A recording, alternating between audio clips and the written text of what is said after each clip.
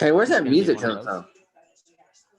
from? My wife and her sister are listening. We are live on Facebook, live on YouTube. All right. Well, welcome back, Daylight Burners. Sorry about the little snafu last night. I could not get my computer to go live. It kept kicking me off like 2 or 3 different times. But anyway, had some, it was all around difficulties with technology last night.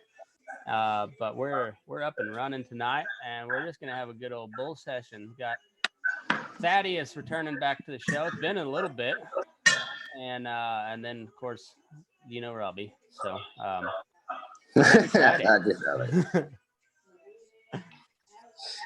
it. Robbie is an old fud with his iPad that he, he can't figure out.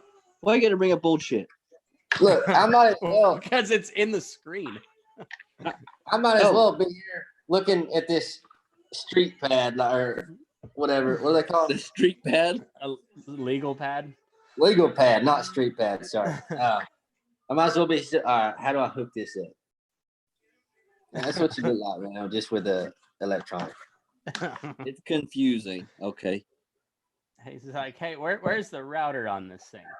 Isn't that what we need? Is a router or something? Oh no. So I tried to sign into Facebook so I could at least look at the comments, because that's what the whole goal was. And this password's from this email that I have on Facebook is from high school.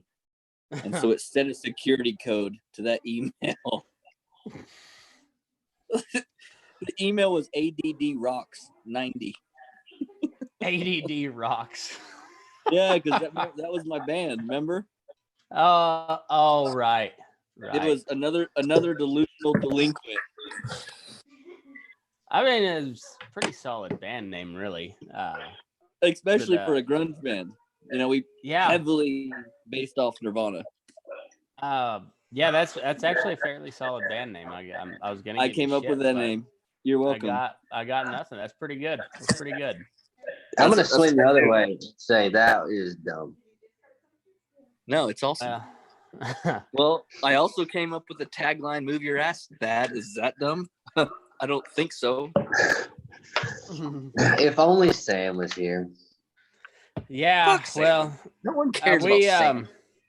I'm naming this episode because it'll come out tomorrow on the podcast. Is gonna be shit on Sam Saturday. So Sam, I know your little gig that you got playing. You might have maybe 2 or 3 old people there in the crowd. We've got 9-10 people watching us right now. So suck on that, Samuel. And Sam is a no telling asshat. We all know that. Yep. It'd be really funny if he was actually watching live. Just like those motherfuckers. He's in his green room.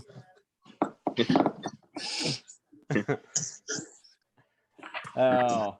So what's new in the great state of Alabama, Thad? It seems like it's been a minute or two since you've been on.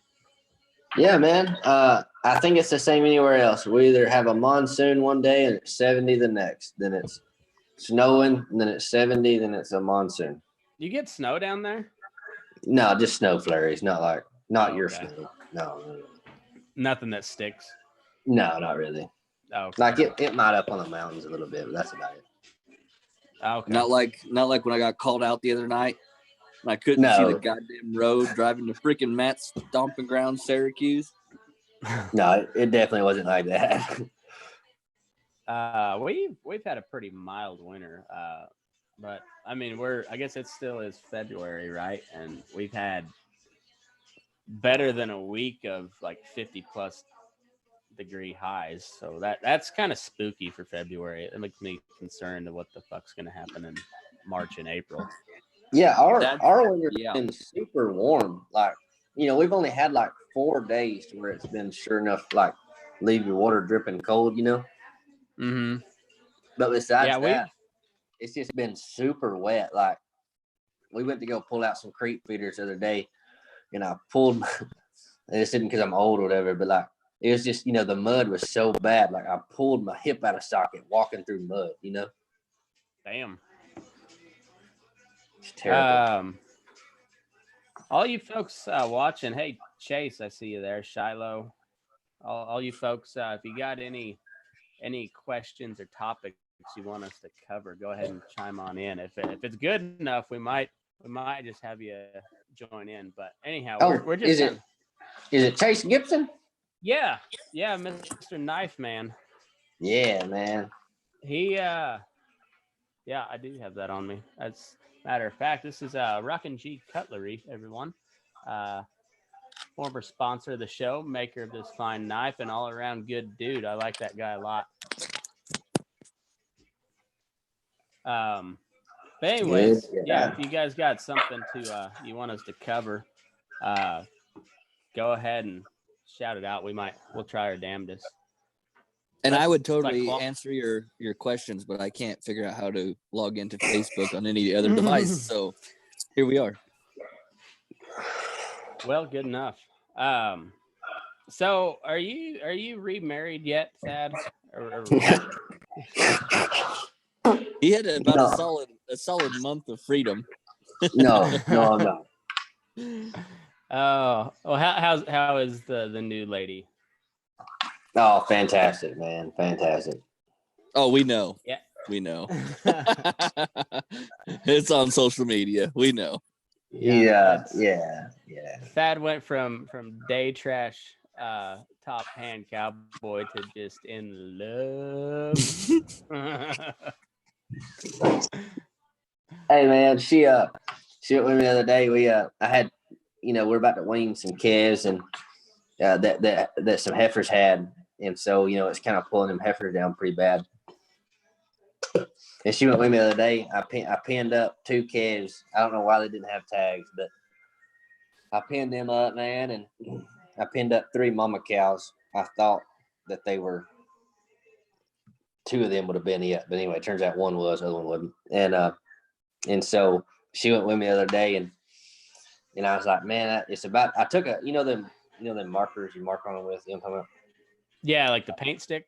Yeah, paint sticks. Yeah. I took them not knowing it was about to rain because it's Alabama, so why watch the weather? It's going to change in 15 minutes, Yeah. And so I was like, man, I don't know how to tell them apart. And I was like, I'll just crop one of their ears.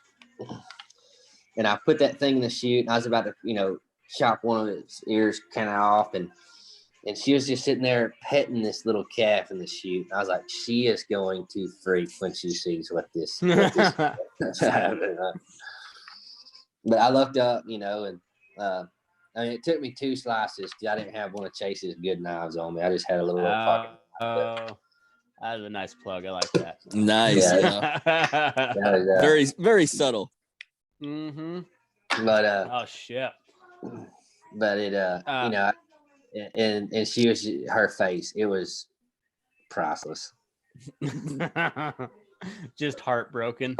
Yeah, I cropped it about that far, Give her a good taste. Yeah. I want this one to bleed a little bit. You get very many abscesses out your way, Thad? No, I had a problem one time with I'm trying to think of the dewormer Cydectin injectable. Oh yeah. If you get that in the muscle, it just seems to knot up real bad. Not abscess, just knot up real bad. Yeah, it sticks out for about 2 weeks before it finally goes down. And but no, I might have maybe 2 abscesses a year, and one, it might be a calf we weaned that stuck something in it, and then the other one might just be a cow out here that got something, but that's about it. Yeah, we don't have a whole lot. I keep hoping for more because they're gross. I mean, they're they're absolutely disgusting. But they're so gross. I keep hoping for more. Yeah, nasty motherfucker. They just fascinate me for some reason. They're especially you get a real good, big one that just empties for minutes. And you sound fucking you sound demented. I know it. I know. I'm aware. He's like, oh Yeah. man, when you get one of them big stinky and nasty ass well, that ones. smell hits you, and you kind of do like, that. Oh, they're so gross. I can't wait till I have more of them. I hope this one enjoy 'em, squirts but all over my face.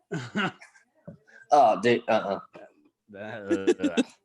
too soon, bro. Too soon. Too far. I just ate. Cheese dip, queso. That's I what just ate Robbie queso. does. Oh, yeah, that's kind of my thing. He goes, where's the line? Let me jump right on over that. Yeah, fuck your line. So what is it? You ever seen 22 Jump Street? You know what I'm talking about? Oh yeah. Yeah. Hold on, I gotta put my phone down. You just push right through it. Yep. Yeah. But anyway, I was just wondering on those abscesses because we had one, well, two of them, I guess. They were out of the same lot. I forget where they come from. I think they were sale barn cattle out of California, but one of them had an abscess on his elbows, like both sides. That was the most recent one, and the one before him had it like in the flank on both sides, and it was like At the same time. deep. About a week and a half apart, something like that. No, I mean like we're both sides at the same time. Yeah.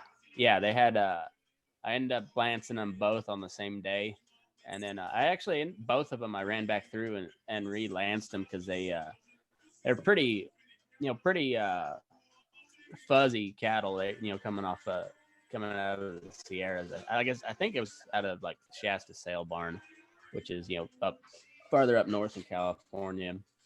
So there's some kind of high altitude type cattle and pretty fuzzy. And so of course I don't shave them before I lance it, and that hair just kind of matted together, and so it's sealed back in. So I went back through and re-lanced it, and but it was weird. I've never had them both like on both sides on either situation, like on the elbows or the flank. It's always one or the other, not both sides. Are you on a conference? Who the hell are you to be on a conference? It's these guys that do a podcast, Burning Daylight, man. We're doing a podcast.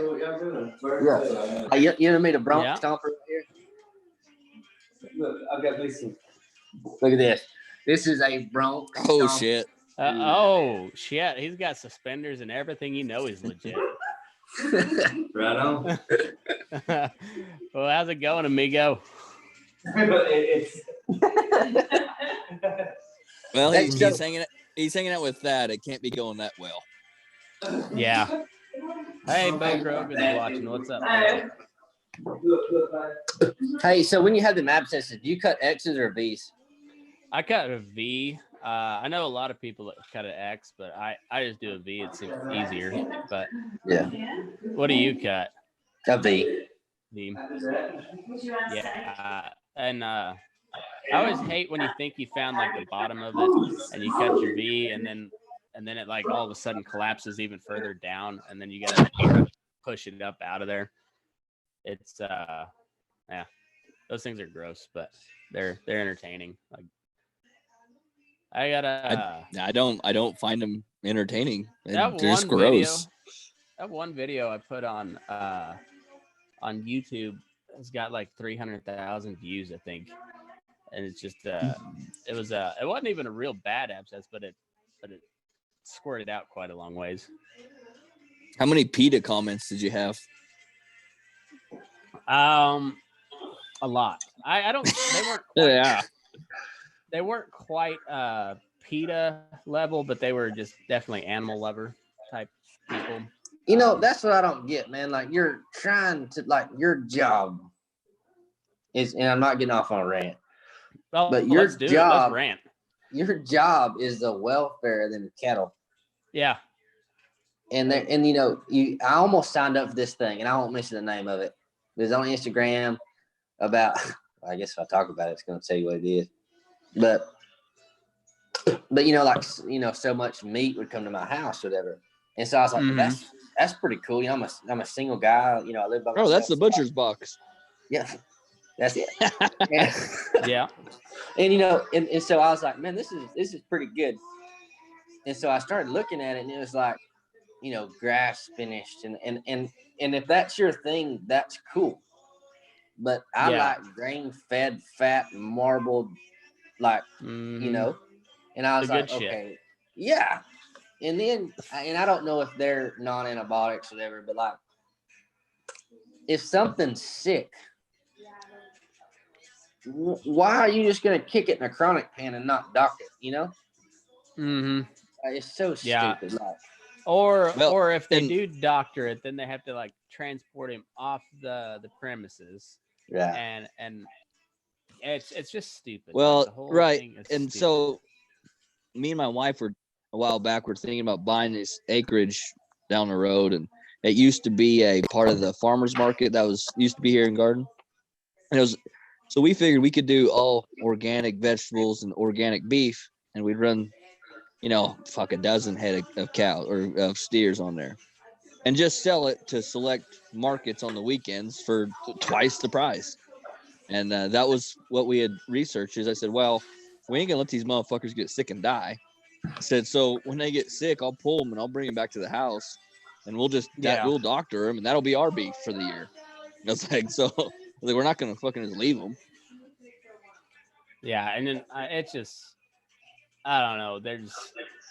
Those PETA folks are good at what they do. I mean, it's only because they're loud. Yeah. Well, squeaky wheel, right? They get the grease. But they're good at what they do. They've got, the majority of the country convinced that antibiotics are a bad thing. But yeah, if you almost 9 out of 10 times you don't give them that antibiotic, they're dead. So. But that's when I just want to ask them if them or their kid or mom or dad, it doesn't matter. Just take a human, since that's more important than animals' lives, apparently. Mm-hmm. I'm sorry, I said that backwards. You know what I'm talking about? They think that animals' lives are more important than human lives. But like, so you take a human, and if I get sick, I'm going to the doctor.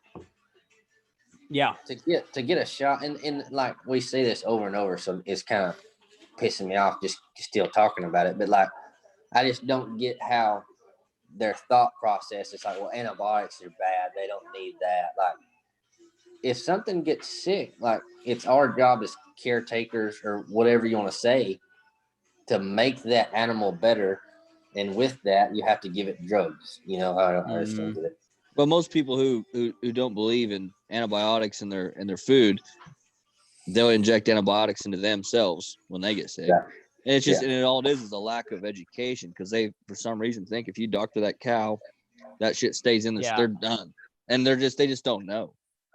And like, metabolically, or I don't know if that's even the right word, but like, you see these drug trials from these like Zoetis and stuff, these companies, and like watching how the drug works, like on a breakdown of like a chemistry level, man, that's the coolest thing in the world.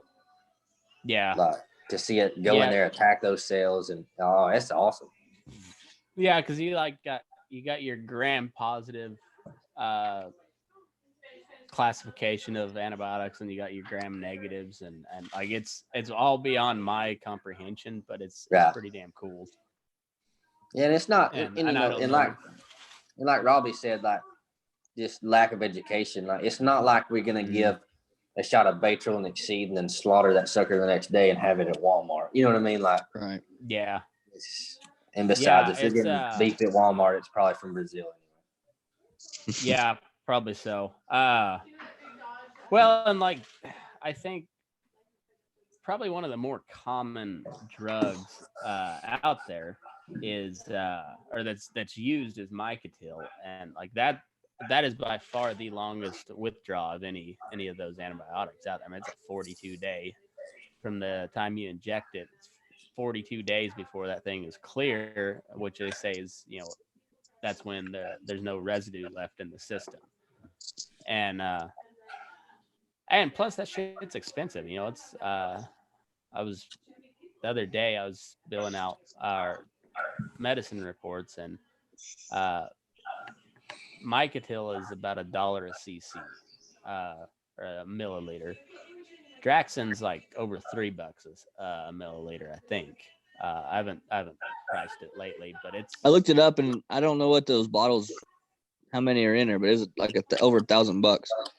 Yeah, I think that's for a 500 because I think a 250 is like almost 600. Yeah, so like the smaller bottles you're looking at.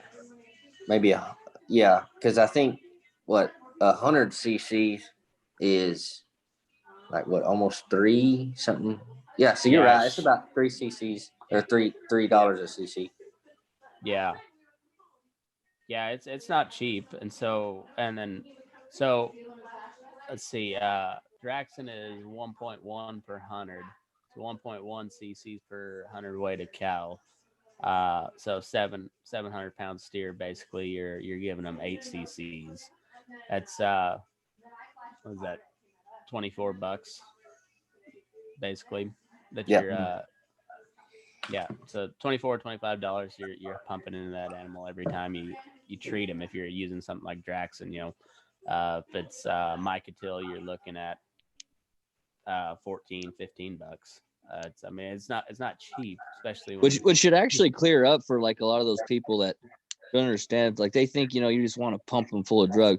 The last thing you want to do is pump $24 into every fucking head of cow. Right. I mean, that's the last thing. The plan is to not give them anything. Yeah, the plan is to spend your money on the medicine right up front. You give them the vaccines, the dewormer, and that should do it. Like that's what you like. Yeah. Ideally, that calf doesn't come back through the chute, so every time the animal comes back through the chute, you got to charge a chute charge to cover the labor that takes to doctor, then plus your medicine, so every time it comes back through, your profit margin just shrinks a little bit more. And it's not like you got a huge margin to work with anyway. No, and that's why like most feedlots, like your most common disease is a respiratory disease, and most feedlots you get 3 shots to get better, or you're headed to the radar pen just to get some sort of salvage something out of them before they die. But you still got to wait till they're clear. That medicine's got to be out of their system before you go. And if you don't, and somehow that animal slips through, find out later that you had an animal that was hot on medicine. If that product is already commingled, then you've got to just buy that whole day's kill before, so it doesn't get contaminated. Which probably not going to hurt you anyways, but that's the law. You got to do it. But at the very least, you've got to go pick up an animal from the plant, or that animal gets condemned and you lose all that meat. Plus, you're probably looking at a fine. It's it's a pretty big deal when one of those animals, makes it to the slaughterhouse and still on medicine withdrawal. And you look at like man, I'm embarrassed. No, Temple Grandin. Like you look at the things she's done for the industry and all this. Like there's no way to get it more humane. Like it's way more humane than hogs and chickens. Like, oh yeah, I think the beef industry is just a super awesome industry, and I'm not just saying that, and I know you're not just saying that because that's the way we make a living. But like there's, they get audited on everything.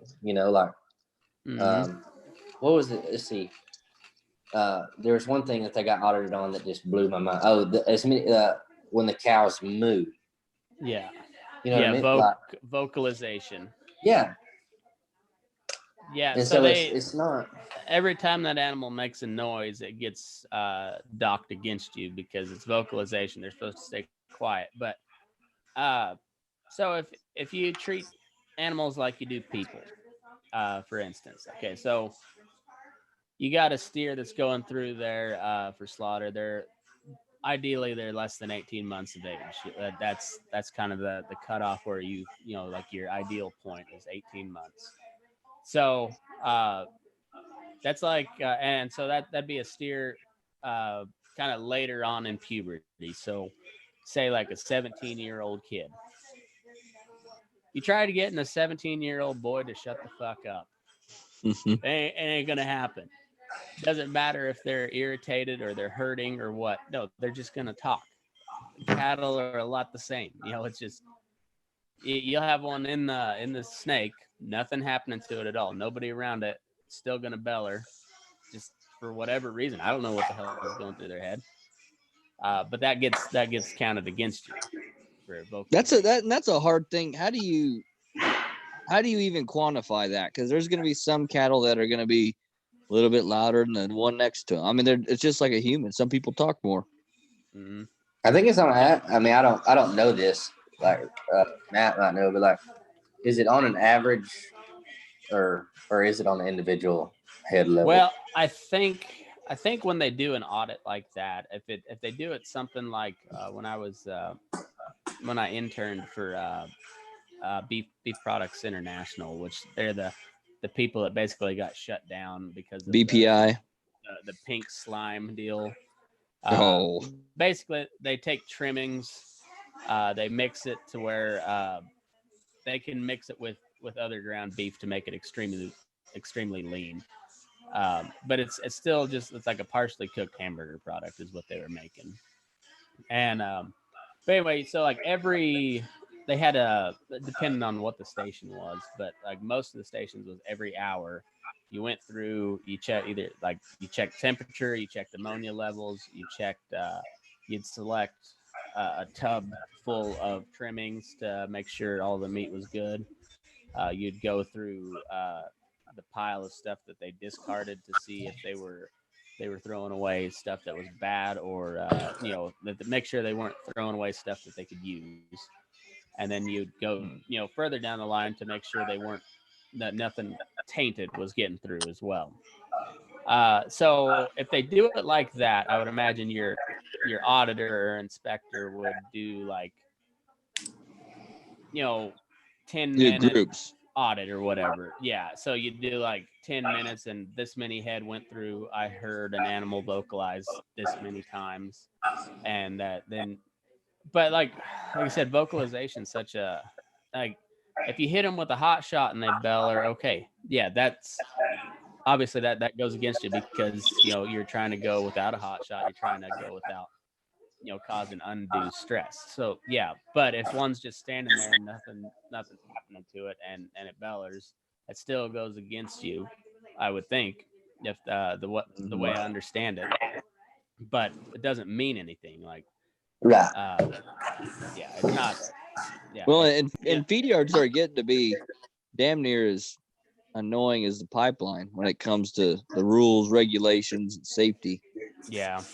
I mean, most yards around here, you can't even carry a rope on you. Oh, really? What? There's a lot of them, and like the one down the road, like they'll let you carry a rope, but you have to call it up to the office to ask if you could pull one with a rope. And a lot of times there's only like one guy that can go out and rope them. Usually it's my buddy. They'll call him and, hey, Seiko, he needs you to go rope this one. Yeah, it depends, and it's usually the yards that are owned by a bigger company. The big corporate yards, yeah. Yeah. Most of your smaller like background and type yards are just family owned stuff. Well, yeah, that's I mean, that's gonna be different. Yeah, but like, I worked at a small background yard, and like, say if it was paint, well, it doesn't matter. If it was like a lot of times for us, it was easier to rope and doctor them calves versus driving them all the way to the hospital just to give them a shot and drive them all the way back. Yeah. I don't think them big yards, well, they wouldn't have calves anyway, I guess. Most of your big yards, no, they're gonna come in like 500 pounds probably, or more. But no, it's once you get into a bigger operation, then you've got to keep track of your medicine inventory, and then so most places you run them through a chute, and you've got a computer there that you can enter all that treatment so it can get billed out appropriately. Yeah. And we just wrote that down in a book. Yeah, it works pretty good until you get to like a certain amount of cattle, and right. Yeah. A certain size of a company. But yeah, there's most of those bigger corporate yards, they don't let you carry a rope or they don't let you use a rope. I think when I was at Cactus, as far as I know, the yard I was at was only ones that were allowed to carry and use a rope on a daily basis. I think there's a couple other yards that let them pack a rope, but it was just if you had to, had one that got laid down, couldn't get up, you could flip him over and get him up or drag one out of the feed bunk, something like that. But that's what some of my friends have said. It's like they're not going to can your ass for carrying a rope, but it's basically just to say, hey, I'm a cowboy, I got a rope. I mean, they don't really let you use it. Yeah.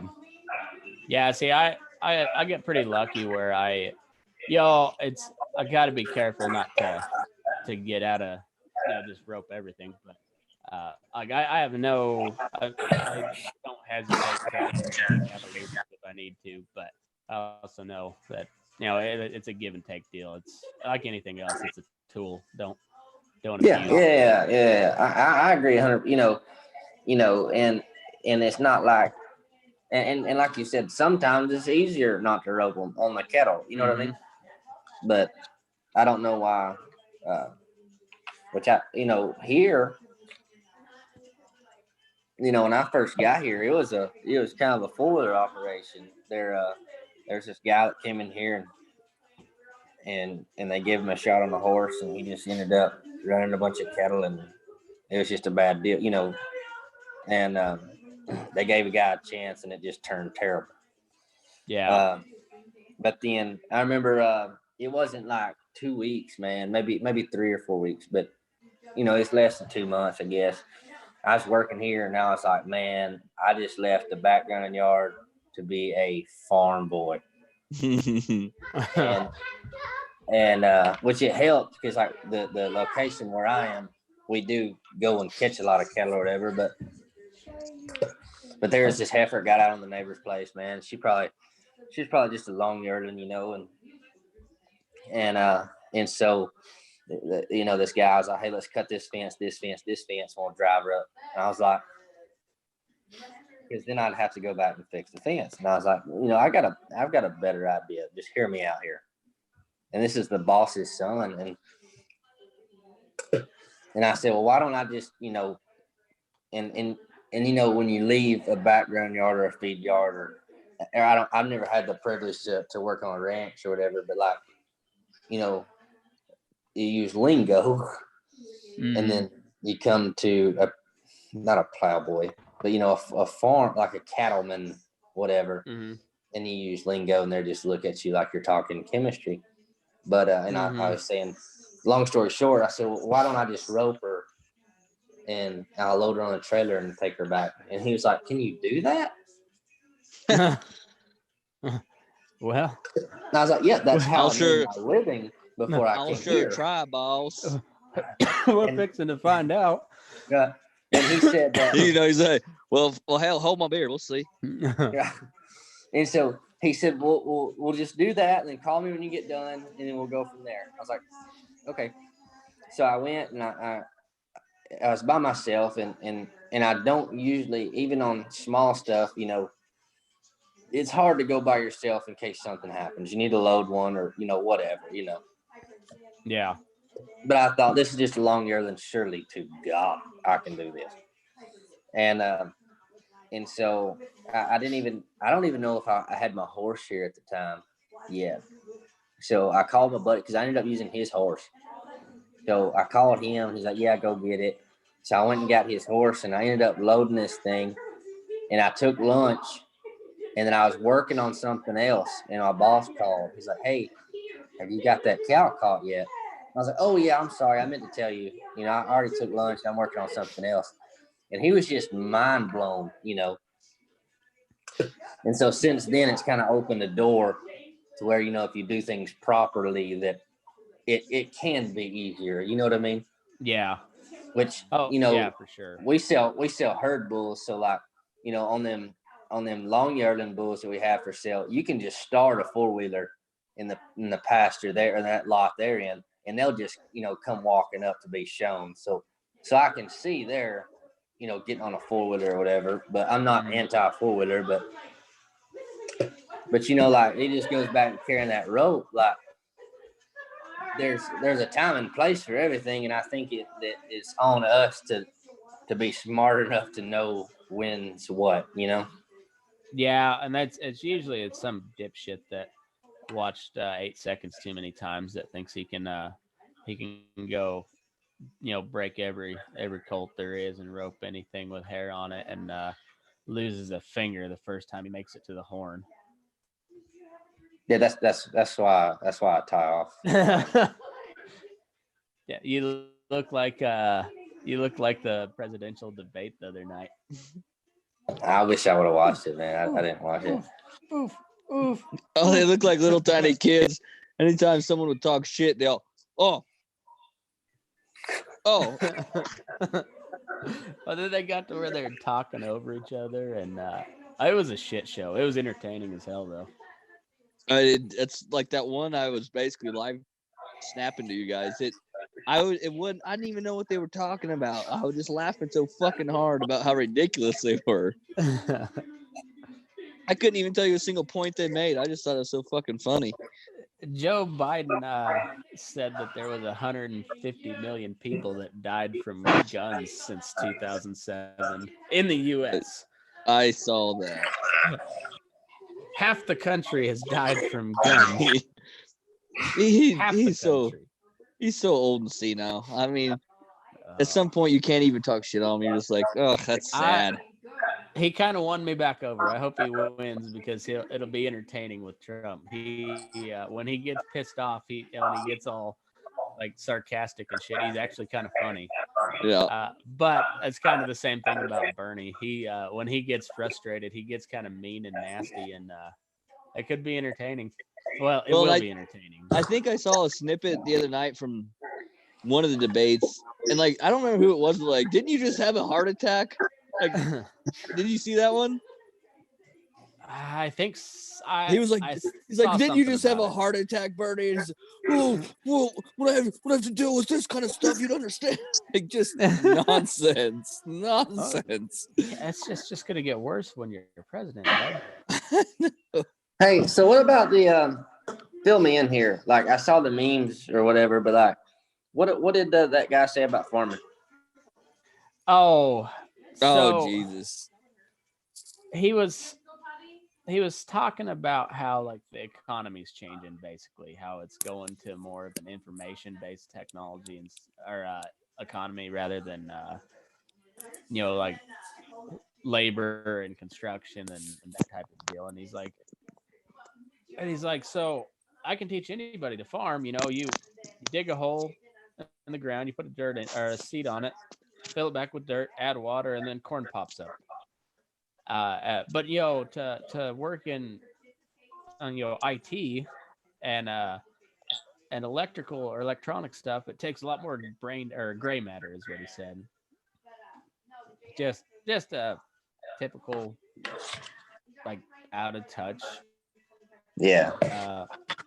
rich city folk. Yeah, I didn't know. I saw the things and I thought somebody must have said some really stupid stuff. Yeah, it was incredibly stupid. A lot of people really fired up about it. I didn't get all that. It was, like I said, it was stupid. If you're into that thing, yeah, it could be offensive, but whatever. The best thing to do is just make fun of it, and that's what we did. Yeah. Yeah, it was. I said it was incredibly stupid, but this guy is also, if he's talking about needing more gray matter, he has spent like $400 million on this campaign so far. $400 million, and he hasn't received a single vote yet. Like didn't even get on the ballot in the first couple states. So like he won't have any votes until Tuesday, and he's already spent over $400 million. Boy, that'd be a nice problem to have, wouldn't it? Yeah.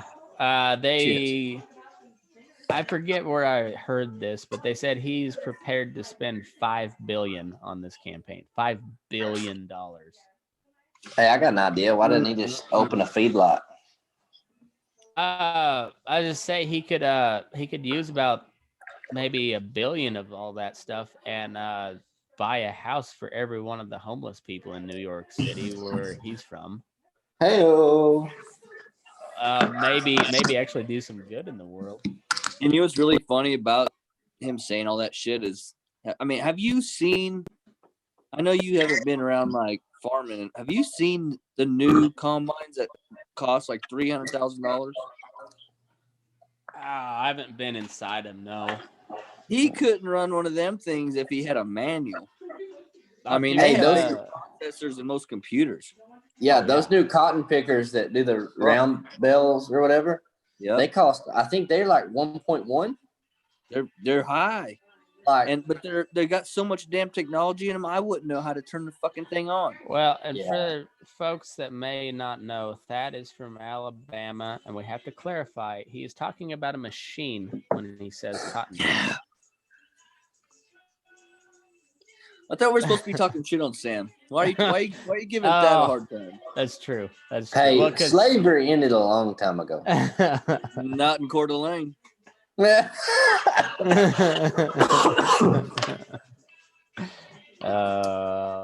on Sam Saturday. That was a good one.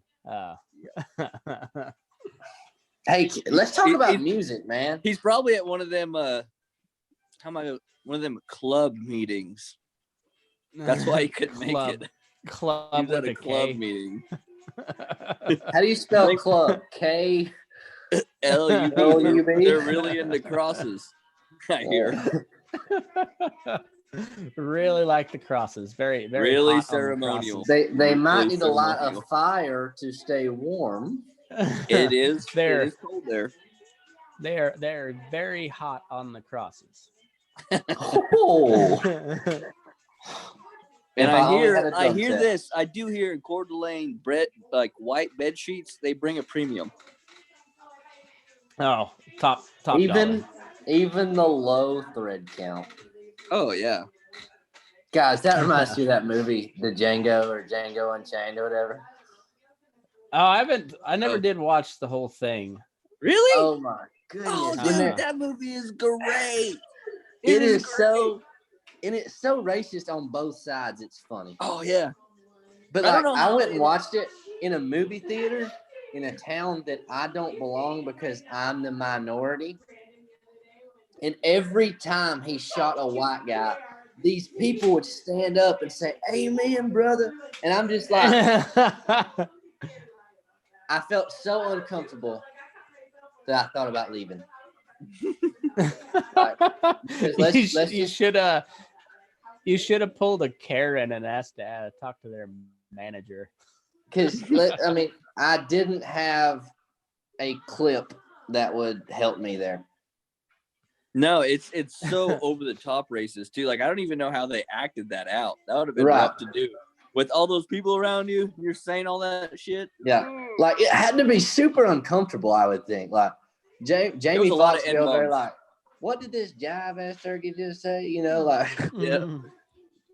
But like it's just so funny when they're on the horses and be like, who made these masks? You know, like, well, my wife or whatever. Like, I can't see shit. Matt, you've got. My wife worked hard on these. I'll make sure to watch the whole thing. Yeah, they're trying to ride and they're just little eye holes and they can't see anything and I can't see shit. He goes, well, my wife worked really hard on these. Well, fuck your wife. I can't see a goddamn thing. It's at least 1,000,000 times worse than Blazing Saddles. Oh wow. Yeah. Oh yeah, like you what, bud? But funny. Oh, it's great. And it's not even that. It's more than funny. It's action, funny. It's a good movie. Yeah. You want to hear something really crazy from a guy from Alabama? I think Forrest Gump was a terrible movie. I'm hanging up. How do you get off this? The fuck's wrong with you? I hated to break your heart when there was no such thing as Greenbow, Alabama, but whatever. Well, just because the town was fake, that's what makes you not like it? Well, and he's just It's a terrible movie. No, what? Dude, that is the only time Alabama has ever been mentioned in a positive light in a movie ever. Yeah, I would rather just see her and watch paint dry, man. Yeah. I'm gonna go watch that tonight. Just to spite sad. Yeah. It's terrible. Like, how do you fall in love with a? No, Jenny is a terrible person. She's a cunt. Horrible. I will. She waited till she was broke and on her deathbed. That's not a good move. No. And she gave him AIDS. Forrest Gump had AIDS. You know. Yeah, that's. And had to have. And actually, not only that, 100% chance. She led on a mentally handicapped man until he somehow became rich, and then all of a sudden she pops back in. Yeah. Oh, you're a millionaire? All of a sudden. Yeah. Yeah. Terrible. It just is a stupid movie. No, it's not. Why did you ruin Forrest Gump for me? God damn. Like when he takes off running and he's got the beard and he's like ran across the country, he stops in the middle of the fucking valley and I think I'll go home now. I'm pretty tired. He turns around and jogs off. That was great. That was almost like a scene from South Park where he's like, all these people are put all their hope and faith in this guy who's never said anything. He just kept running, and then he's like, "Oh, I think I'm done now." And they're like, "I just kept running." They're all just like, "What the fuck? What now?" Messiah. Yeah, and he's just like, "Well, see ya." And that movie, that before like all of the modern shit we quote, that was one of the most quotable fucking movies ever. Yeah. Lieutenant Dan, you ain't got no legs. Life's like a box of chocolates. My buddy used to say life is like a box of condoms. Whichever one you get, you're gonna get screwed. Well, fair enough. Yeah, I don't know if you know. I don't know if you know what that's like, dude, though, right? Pretty. You guys just talked over each other. I don't know who said what. What'd you say, Matt? I said that would only apply to women and gay dudes, though, because if only the penetrated would be getting screwed by the condom, not the one on the giving end. Did you see that deal the other day that said having sex with condoms is not sex? No. Yeah, so my wife, we have a kid our youngest is almost a year, so she's breastfeeding. We're not on birth control, so I've been having to use the old Jimmy hats. Not a fan, but I saw this meme the other day and I shared shower it to her. Curtains. Oh, they suck. And it was like having sex with a condom is not actually having sex, because think about it. What if you put gloves on your hands and go wash your hands? You really wash your hands? No, you did not. Yeah, she didn't agree with that, but I was like, I back that. That's a game changer. I said, I don't think I've had sex in a year. That's some solid logic behind that, really. I told her, I was like, I haven't actually had sex in a year. You're a terrible wife. I'm a deprived husband. Pulling the big guns out, man. Yeah, she didn't agree. Yeah, of course she wouldn't, because she just lost that argument. Of course she wouldn't agree. Yeah. Boom. Yeah. That is, if I'm judge here, I'm banging that gavel right now. Guilty. I'm telling you. But it's damages, woman. Damages. It's being a married man don't matter if your logic is flawless. You still didn't win that argument. So no, you don't win those arguments. It doesn't happen. No. I'm grabbing a beer. You guys do your thing.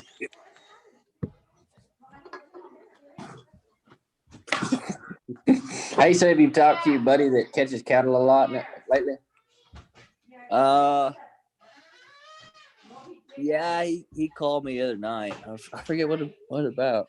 What's his name again? Glaze, Dustin Glaze. Yeah.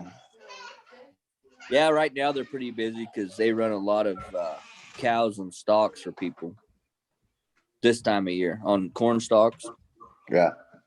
So what ends up happening is he may run over to the yard, run through his cows, and then start hauling water the rest of the goddamn day. Yeah. Man, I went to a sale the other day. My boss like screenshotted off of Facebook, and he said, "Hey, I'm gonna buy these cattle to replace these others we have." And I was like, "Oh, really?" You know, he's like, "No, not at all." You know, they look like they come like straight from Africa kind of deals. And I was like, "Okay." I said, "Well, if they're thin, I wonder if I could go buy them pretty cheap." He said, "Well, do you want to take off and go?" And I was like, "Is this a yeah?" And so me and Sid went up there, and so I was like, "Well, I'll buy her a bottle calf while we're here." Like there was one calf that was like 3 days old. They put their its mama in the weigh pen. Like it was a healthy calf for 3 days old. You know what I mean? And I was like, "I'll buy it, no big deal." Well, school was out that day, so I guess all the kids had their parents in their pocket, and this bottle calf sold for like $280. Huh. And I was like, "Okay, I'm not gonna buy that." And then so some piglets come up, and I was gonna buy one, bring it home, put it in a set of dog pens, and feed it out and get some bacon. Well, I didn't even understand the pig lingo that was happening at that sale, so I didn't buy any pig. and then here come these crazy cows, you know, and I thought, man, this is what I'm talking about. I'm gonna snatch me up a few of these like really cool horn, like, you know, one down horn, one up horn looking cattle, you know. The hooky kind. The hooky kind. The kind that you don't have to chase. They'll come to you. Super easy. Yeah. Oh, yeah. You gotta figure out how to throw your loop as they're coming at you. Yeah, it's literally what I like to call the toss and swoop. Yeah. But or the toss and dodge or whatever. But yeah. You go for the you make sure you line her out. Yeah, you make sure you line her out on the down horn side. Yeah. And if you miss, you run. Yeah, pretty much. You just call the dogs, get ahead. But no. But like, so they were pretty cool looking, and some of them were some sure enough Bramers with some just, I mean, looked like they were Egyptian drawing horns, like, I mean, just some scary stuff. But they didn't even want to hunt a hole in the stockyard. Like 3 people got hurt, 1 broke their arm working the sale. Exactly what I just alluded to. It was terrible. I've never seen, and I mean this, I've never seen cattle this bad. Huh. And so I told Florida. Sid, I said they were a mix between, like, some of them were a mix between like Bramers, Holsteins, and Longhorns. Like I don't even know. Huh. But their fuse was this short, and they lit it before they got there. He said the guy that trucked him in, I know him. I sold him some bulls, and he said it took 1 hour and 36 minutes to unload 2 trailers. Holy shit. Yeah, and I mean, these are guys that handle, 1,000 or so head of cattle a day, and I was like, oh my god. And I can't say what he said because he works for that, whatever. But I was just like, okay, man. So I told Sydney, I said, hey, look, if one of these cool horn cows come in here, I don't care if she ain't got no teeth, I'll put a rope around her horns, tie her to the side of the trailer, and we'll just shoot her, cut her head off, sell the head, and put the rest of it in the freezer.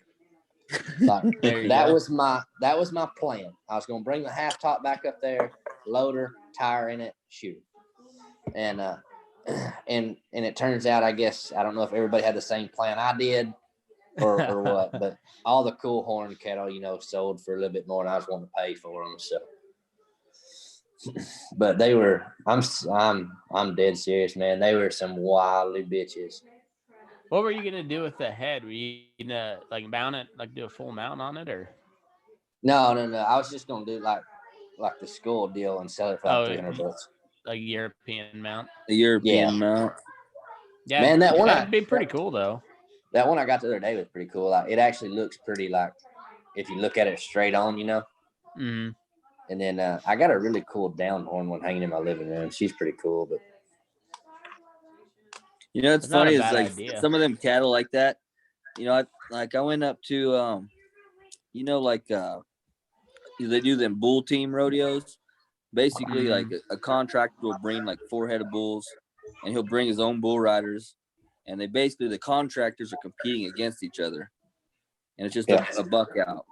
Well, there's one up in Castle Rock, and there was a guy from here that, you know, I used to get on his shit all the time, but he went up. And so I went up as some buddies were passing through, like, hey, can we crash at your house? And this time my wife was pregnant, so I wasn't rodeoing very hard. And I was like, yeah, you guys can crash. You know how it is. Like in a rodeo community, it's like, if they're in your town, you're probably going to have your spare bedroom filled up. And so they're like, hey, man, like, there's alternates. Why don't you just come up? Because someone won't show up. And I looked at my wife, said, go. So we haul up there. I see it, and I run into like 3 or 4 contractors I know that are in the circuit. And most of their bulls, you know, they start fucking with them at a pretty young age. Like we start getting on them as yearlings and shit. They're all pretty calm. Well, then there was this damn Indian, like off the reservation team.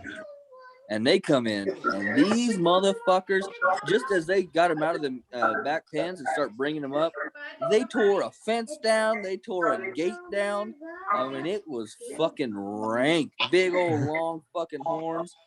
And I didn't actually end up getting on because I was like, so they told me you could get on as an alternate. And I got there, I went straight to the damn secretary, and I was like, I want to be on the alternate.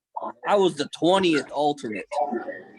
So 30 guys would have to not show up for me. I was like, I literally, as soon as she said I was the 20th alternate, I ran to the pickup and cracked the whiskey. I was like, well, I'm done here. This better just be a good time. But that cracked me up. I couldn't believe it. I think they ended up drawing out because no one could get out on their bulls. Because by the time they got them in the chute, you couldn't get a rope on them or nothing. They flipping over backwards and jumping. I think they ended up turning out. Oh man, I got a cool bull story. So like, a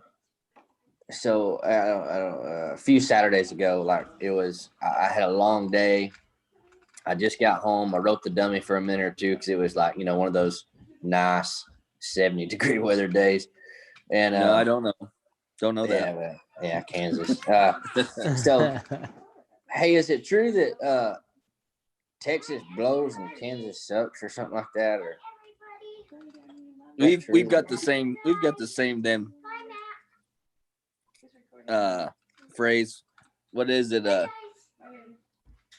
Nebraska sucks and Oklahoma blows or something like that. Yeah. Something like that. But so I got home and I was like, all right, I'm about to take a shower and just lay down. Like I said, it wasn't late. It was probably like 7 o'clock. And I was pretty smoked down. And 7 o'clock my time, so it was probably lunchtime your time. And so I got a call. He said, hey. That's Thad and Robbie. I see them. Yeah. Hey, gorgeous. How are you? Hey. What's up, fucker? Robbie, there are children around. Quit. They shouldn't be. This is an X-rated podcast. Well, we didn't hear anything till just now. Oh, we heard you guys the entire time. Cool. Whole time. Mm. Cool. We were just How do you say very loud in Spanish? Muy something. Yep. Yep, that's the way it was. That's what it was. Yep, it was. It's actually very loud. It's mucho ruido, but that's good. Oh, that was really fast. And here in an hour, it's about to be mucho borracho. What else is new, Robbie? Are you recording? Yeah. Yeah, we're live. We're on. You're something all right. We're lit, bro. We're so lit. I like it when you call me Big Papa. Matt, you better go take care of that, buddy. Oh yeah. We'll be here when you get back. What? Yeah, what are we gonna do for the next 30 seconds then, Thad? I'm gonna tell you my bull story. He'll hear the end of it. We got one viewer at the moment. Oh man, we're losing ground. Oh yeah, they fluctuate. I like it when you call me Big Paul. Raise your hands in the air if you're a true player. In the True car? player. Right there, bro. True player. True player. Player. She is so lit. Like, if this was the chain, she would be off of it. Oh. Wow. Right. Gangster at the top of her lungs. That slaps. Apparently it slaps. That's the thing now. That song slaps. See, I don't even know what that means. God damn it. I can't figure out the damn iPad and the lingo and Well, that's not yeah, you tried to inject a minute ago. So or interject, not inject. He is not mainlining cocaine as we speak. No. Now, No. I He don't was- freebase at church. Well, if it's a sermon I heard before, then yeah. Dan and I free base. I do free base. So I thought about like my preacher showed me that video too, and I thought about getting a shirt with his face put on it. Like, with I do not freebase it and wear it to church one time. I thought that would be hilarious. it would go over real well, I think. Well, Yeah, I hey, bet. that's it. Speaking of that, Love you. we need to get you guys to make a video off that meme I made about the dropping a bottle of Draxon filled with water Oh yeah. and get reactions. That would be fucking funny. We're gonna fill a bottle full of Draxon, or like a empty Draxon bottle full with water, and then drop it on video and see and we'll see if it goes somewhat viral in the ag community and see the reactions when that shit's expensive. It'd be like that what is it, Jimmy Kimmel or whoever that does those reaction videos? Yeah. Or no, it's not Jimmy Kimmel, is it? It's yeah, it is. Hey, you went way more tame than I was thinking. I was thinking the 2 Girls 1 Cup reaction videos. Whoa. Not the video itself, but the reaction to the video. Those videos are hilarious. Well, isn't it Jimmy Kimmel that does like the deal where you tell your kids that you ate all their Halloween candy? See, Yeah. I was wholesome. Yeah, I was with you, Robbie. I don't know how you and I are always Robbie. Fuck is happening? This is what happens when you turn 30. I start agreeing with ropes. I'm adulting now. It's ridiculous. You probably like sparkling water too. Bro, I sold my nice fancy pickup today because we're saving money. Yeah. What are you saving money for? To be debt free. Because apparently just because you can afford the payments doesn't mean you can afford it. I've always heard if the bank will loan it, you can own it. You can. But you can't afford it. Oh, that was the difference. Yeah. That was the difference. You're right, Robbie. And I'm doing this like crazy new thing that people are doing. And like The one where you save the money. it's called I'm telling you, it's out there. It's called a budget.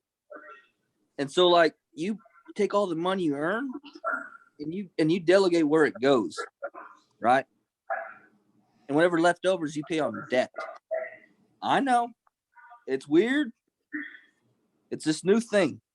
I literally thought I was lost and you guys were talking politics, but now I have no clue what's going on. And it's not fun. Hey, this is what I also found out. Not as fun as I thought it'd be at all. So does that happen when you turn 30? Because if so, I've still got a couple of years left. Yeah. You should start doing that before you turn 30. That way, Well, when that's you also turn what's 30, weird is I've heard that. You don't have to think about it twice. But Like, 29-year-old whatever me was life having a you're lot on more when you turn fun. 30, I'm probably not going to ever think about this again after we hang out.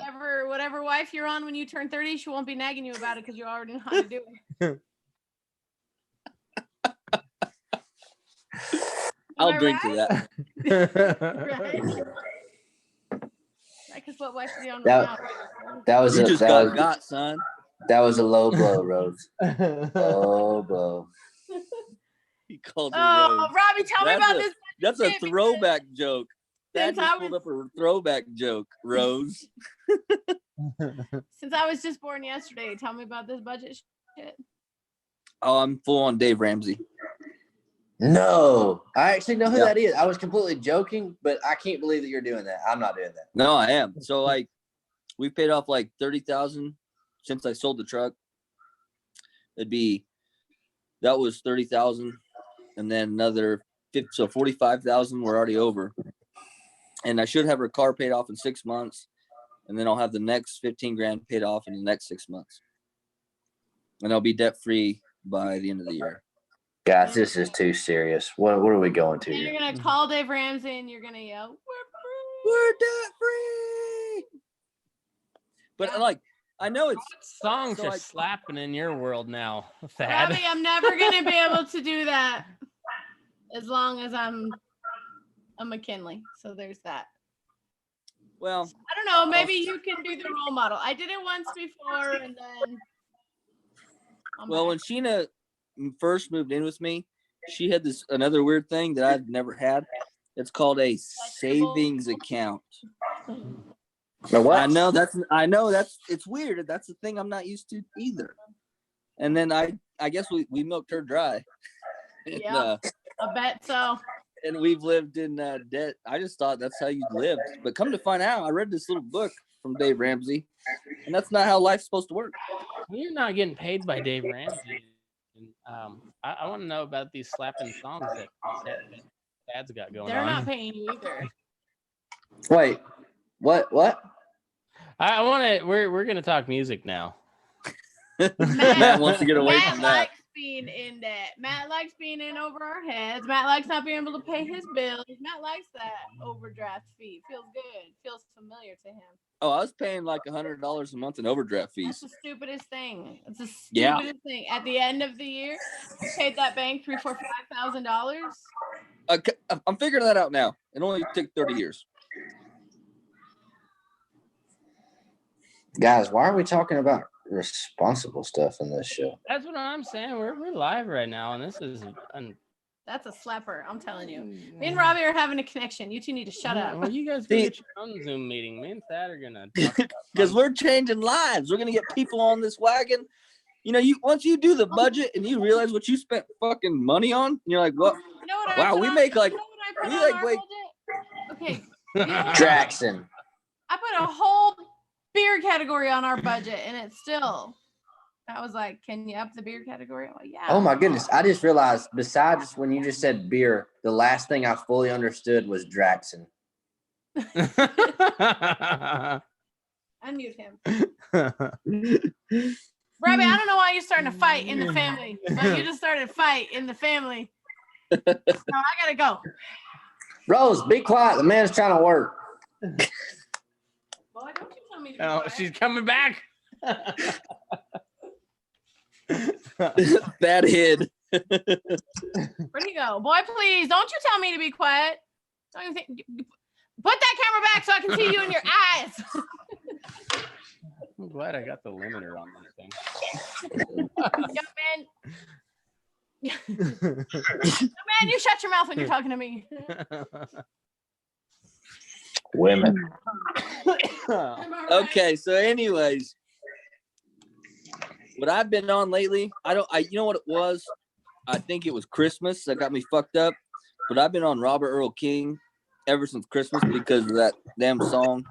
Oh yeah, Merry Christmas from the family.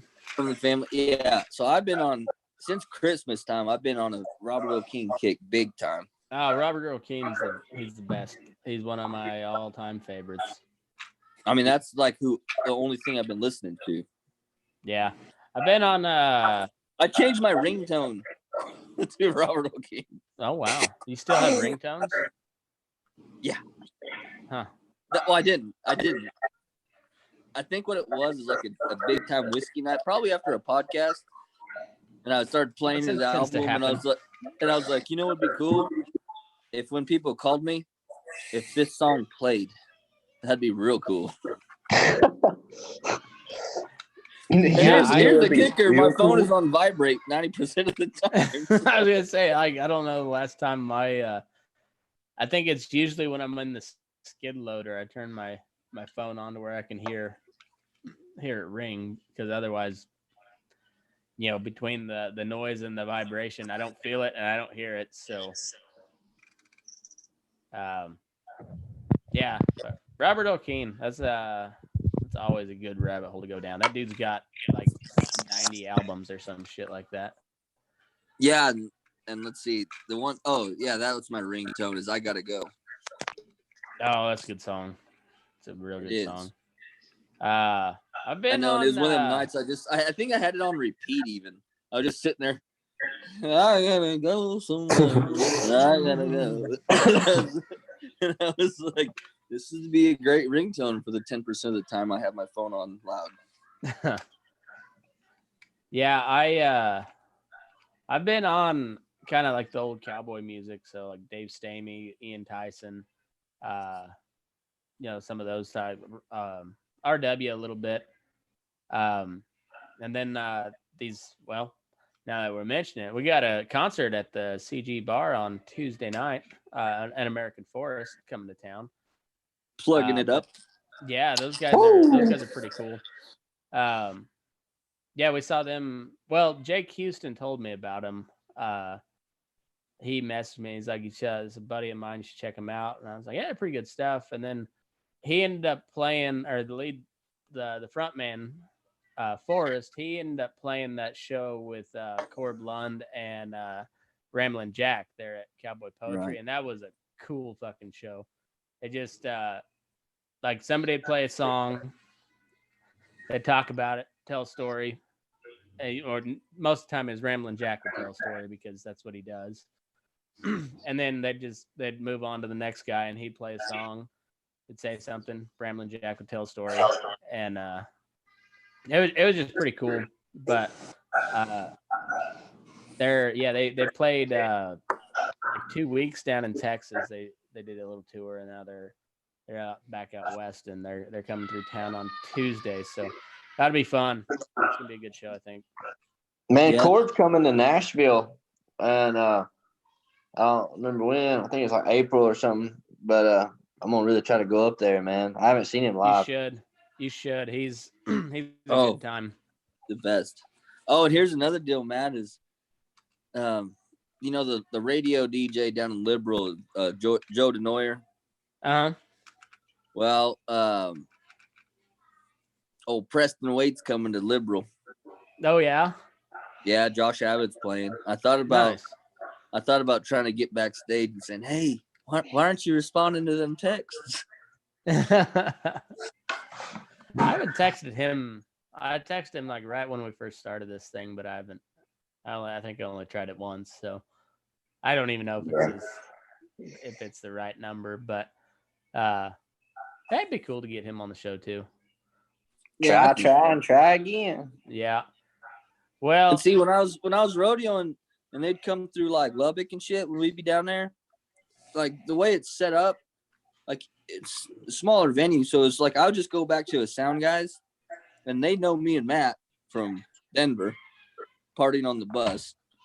So they'd bring me back to their soundboards and I'd hang out with them. And then when they got done with their set, like Preston would see me and wave me through security, and I'd go talk to him. But I don't know if I could do that, and because I think they play at like the high school or the college, in the auditorium.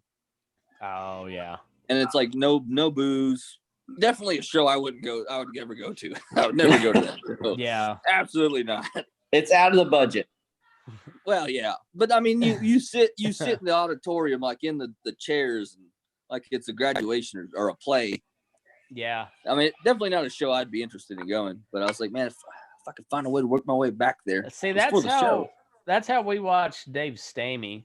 It was just in a big auditorium, and it was weird, but it's also it's the Cowboy Poetry Gathering too, so it's it's not like a music festival. I mean it is, but it's not set up like a music festival where. Well, a lot of them big venues are set up that way. Yeah. They're stadium style seating. You see it on TV, but I don't. Yeah. I don't like the goddamn honky tonks where they come off the stage and hang out with you. Like that's the only show I'd go to.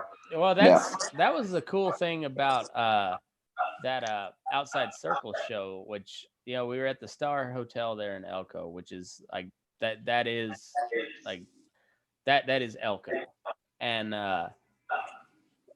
so they started. I think they stopped serving food at like 9:00, but it was like 10:00 by the time they got the dining room all cleared out, and that's where they set up to play.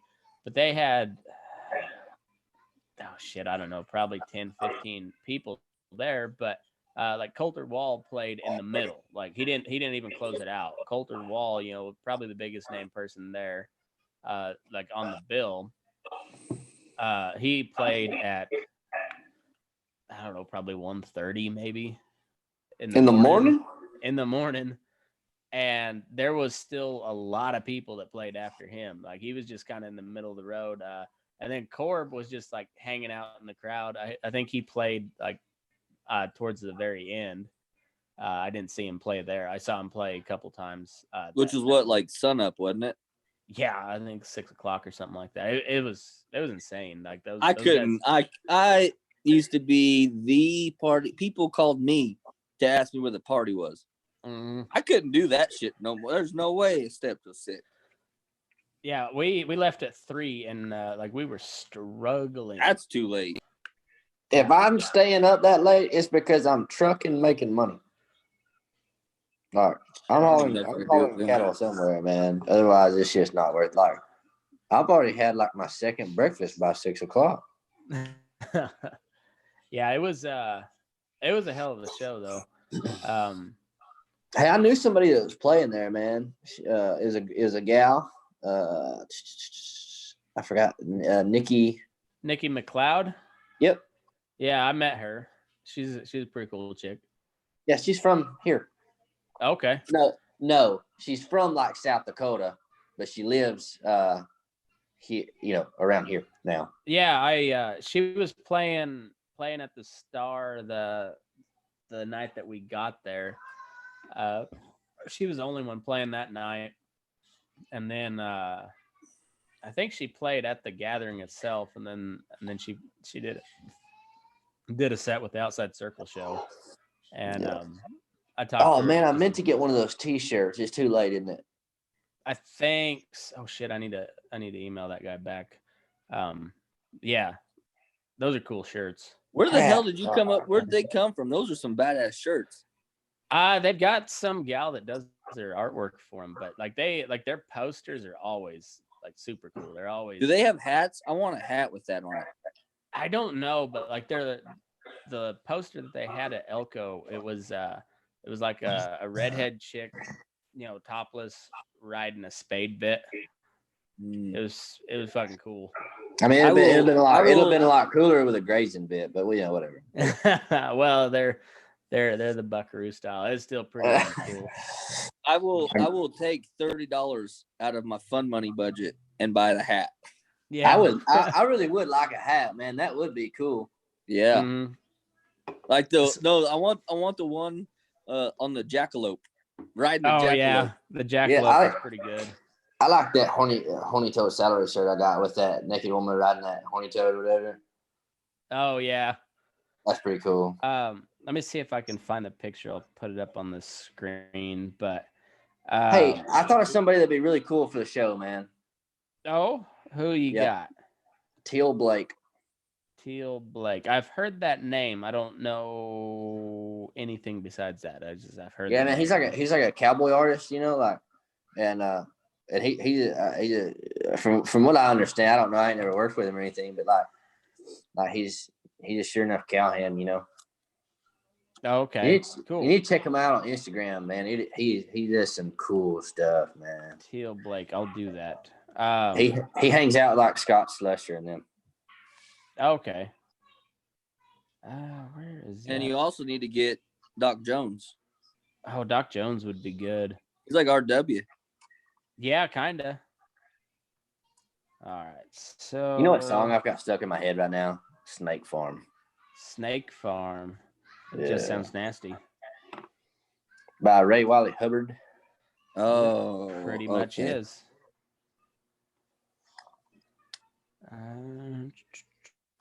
Who have you been listening to, Thad? Man, I don't know why, but this past like week and a half, I've been on a huge like Turnpike Troubadour kick again. Oh well, that's a given. Yeah, and then Flatland Cavalry, and then which they're awesome. But then, man, let me find it. It's this new band I just found the other day. You guys might have already heard them. Hold on. Lost Dog Street Band. No, that's news to me. They're pretty cool.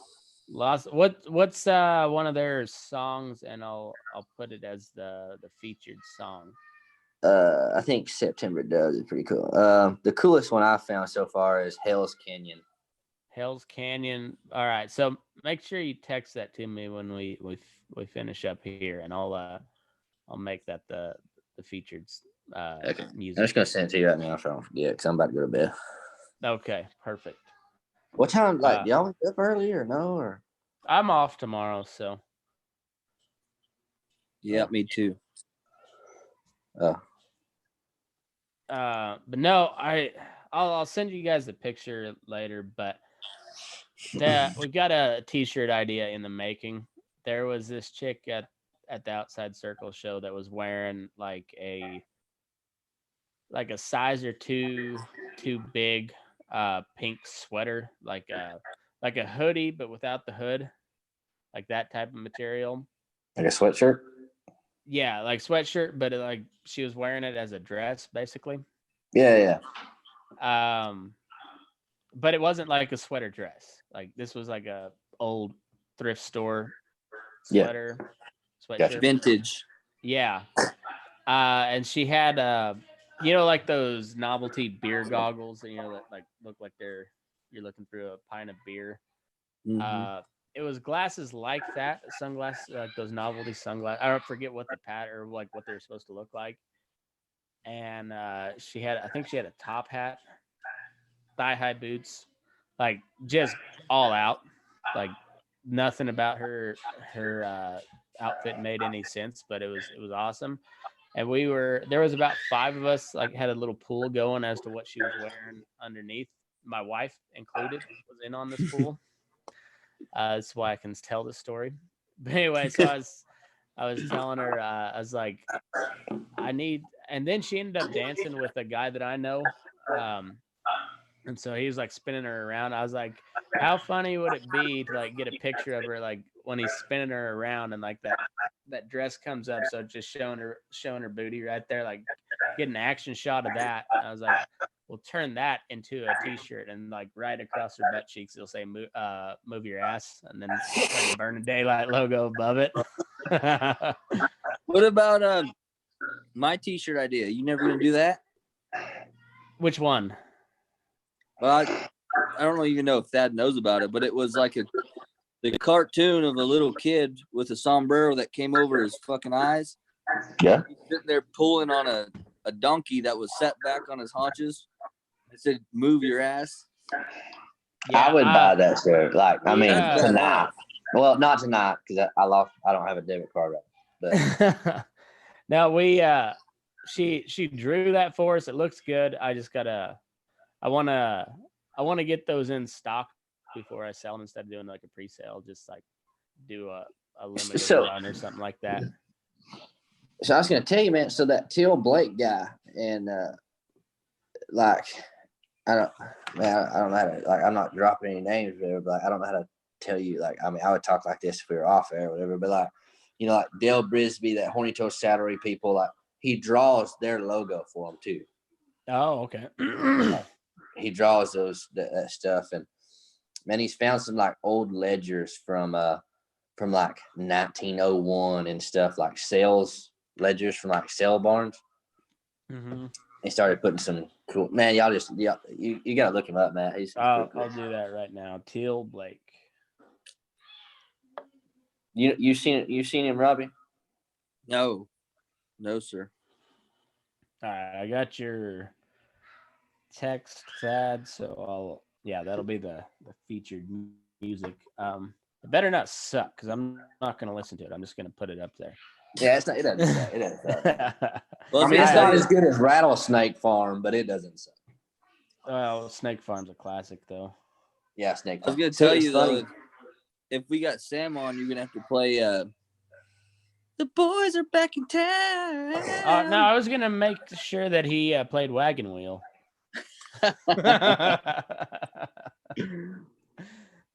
Isn't that a sad deal that Wagon Wheels become the go-to like bar song that everybody knows? Well, you know why? Because for one, everyone knows it. For two, it's extremely easy to play. I can play the whole song. Four chords. So I don't easy. like Darius Rutgers' version though. I like Old Crow Mess. Well, of course not. Oh yes. We don't want Hootie playing fucking Wagon Wheel. Right. Yeah, he should have never left. Yeah, But- wow. But and it's not because I'm from Alabama. It's just my music. You know, I'm not saying that black people can't be independent. I'm just saying that. Wow, nobody was going to bring that up. But Nobody was even. I wasn't even thinking that until you said it. no, not at all. No, I'm not a racist for being. It was not a race thing. If for I me get until you said it was. deplatformed because of you, Thad, I'm going to be super duper pissed. I would expect this from Sam, but not from you. Yeah, I I just thought you were felt- I gonna just- say because that's not his genre, but no, it's about skin color now, huh? No, I just feel like I needed to pick up some slack since Sam's not here. So Well, I I'm would gonna- expect that out of Alabama. I'm gonna do my best, Bill Clinton. Like, I do not discriminate against somebody because of their skin color, unless they're white. Fuck those guys. yeah, man, like you gotta think, like I said earlier, slavery ended a long time ago. Like I'm down with the Browns, like it shouldn't matter. Like we're all Hey, you need a bigger shovel? You want to just keep on digging? in the famous words of Paul Bear Bryant, look at that Indian run. Wow, you really hit all the bases tonight. That just hit every one. of them. Let's do a Jew joke real quick. Just Yeah, you might as well. Yeah, I do know some terrible ones, but I'm not going there. I Oh, only we know them believe you. because I mean, it was just because Sam snapped him to me the other day. That's not it. Oh, it's funny. Oh shit. No, so Sam or not Sam, Thad, you coming to Cowboy Poetry next year? You should just plan on it now. When is that? It'll be the last week of January. I think it's like the 20th through the 25th or something like that of January. Dude, I would love to. That would be like the free time of the year for me too. Fuck yeah, let's do it.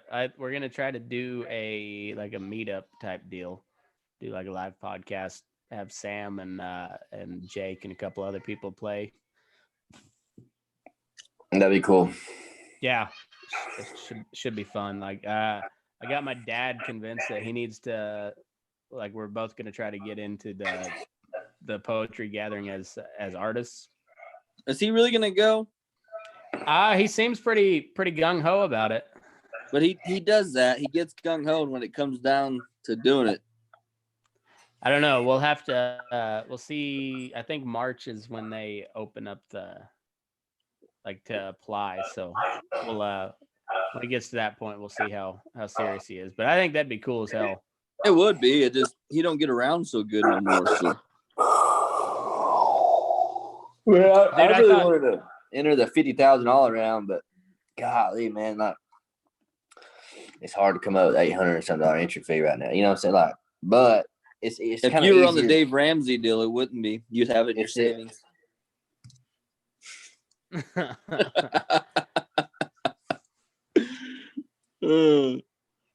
Anyway, Balling on a budget, Thad. Balling on a budget. yeah, I'm just riding it out, man. I did that for years. So let's see how let's see. Did I turn 26 or 27 or 28? I'm either 27 or 28, and so when hold on, this is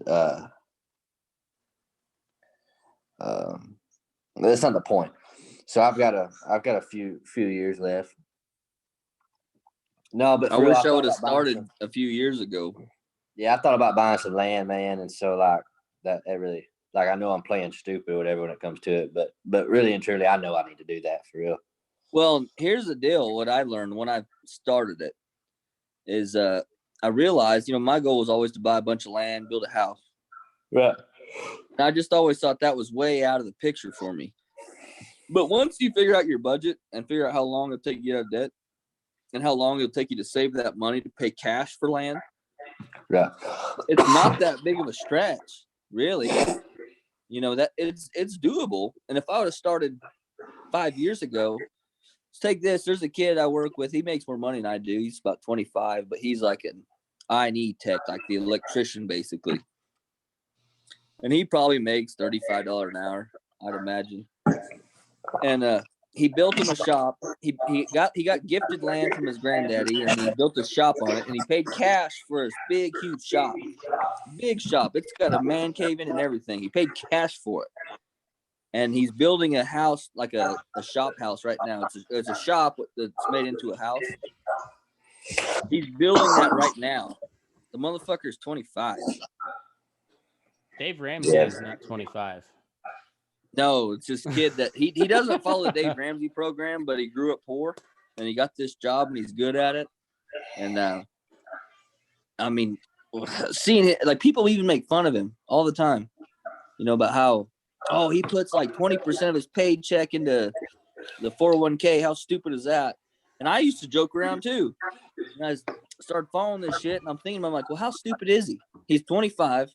He's got a shop with a man cave paid for, and he's building a house with cash. Maybe I'm fucking stupid. This kid drives a 94 Chevy pickup, like an old piece of shit $2,000 truck, and people laugh at him because he makes all this money, but he's not that. I think we're the dumb ones for laughing at him.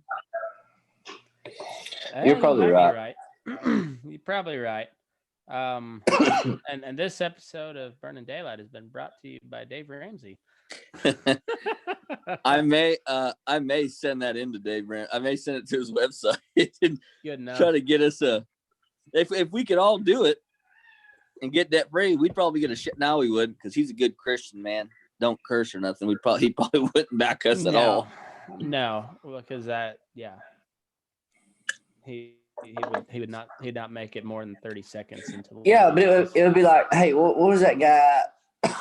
He hosts TV shows now. He's a black guy, super funny. He does Family Feud now. Steve Harvey. Yeah, Steve Harvey. He's like, I love Jesus, but I cuss a little. Yeah. Remember that old lady that was on Ellen's show? She's like, I love Jesus, but I drank a little bit. Yeah. That's just being Catholic. That's not a bad thing. Oh my goodness, Robbie, I thought of you so hard the other day. So me and Sydney, and I forgot her mom was with us. And that's how you know it's gonna be stupid. But I was telling a story about these people and this priest and they whatever growing up or something, and I got out and I said, and I looked at her mom like, this is so stupid, and I said, don't worry, he didn't touch me. It's a solid joke. And she just maybe looked the at me wrong like, crowd, but that's a solid joke. Yeah, comedy's comedy, bud. How'd you cover that one up? Definitely the wrong. I just stopped talking and I just kept walking. There was no cover up. It was just an extremely awkward. Okay, let's move on. So I've got a move for that. Robbie knows it well. It's just like when you hear the crickets, you just go, yep, then just turn around and walk off. Yep.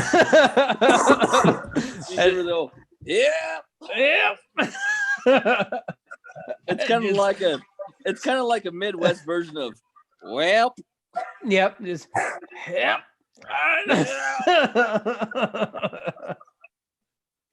My mom fucking loses her shit when someone does that, or she'll tell a story and you go, huh.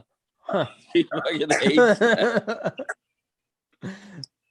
that. One of my buddies in college, like we had this discussion one time, like what is your favorite word on the face of the earth?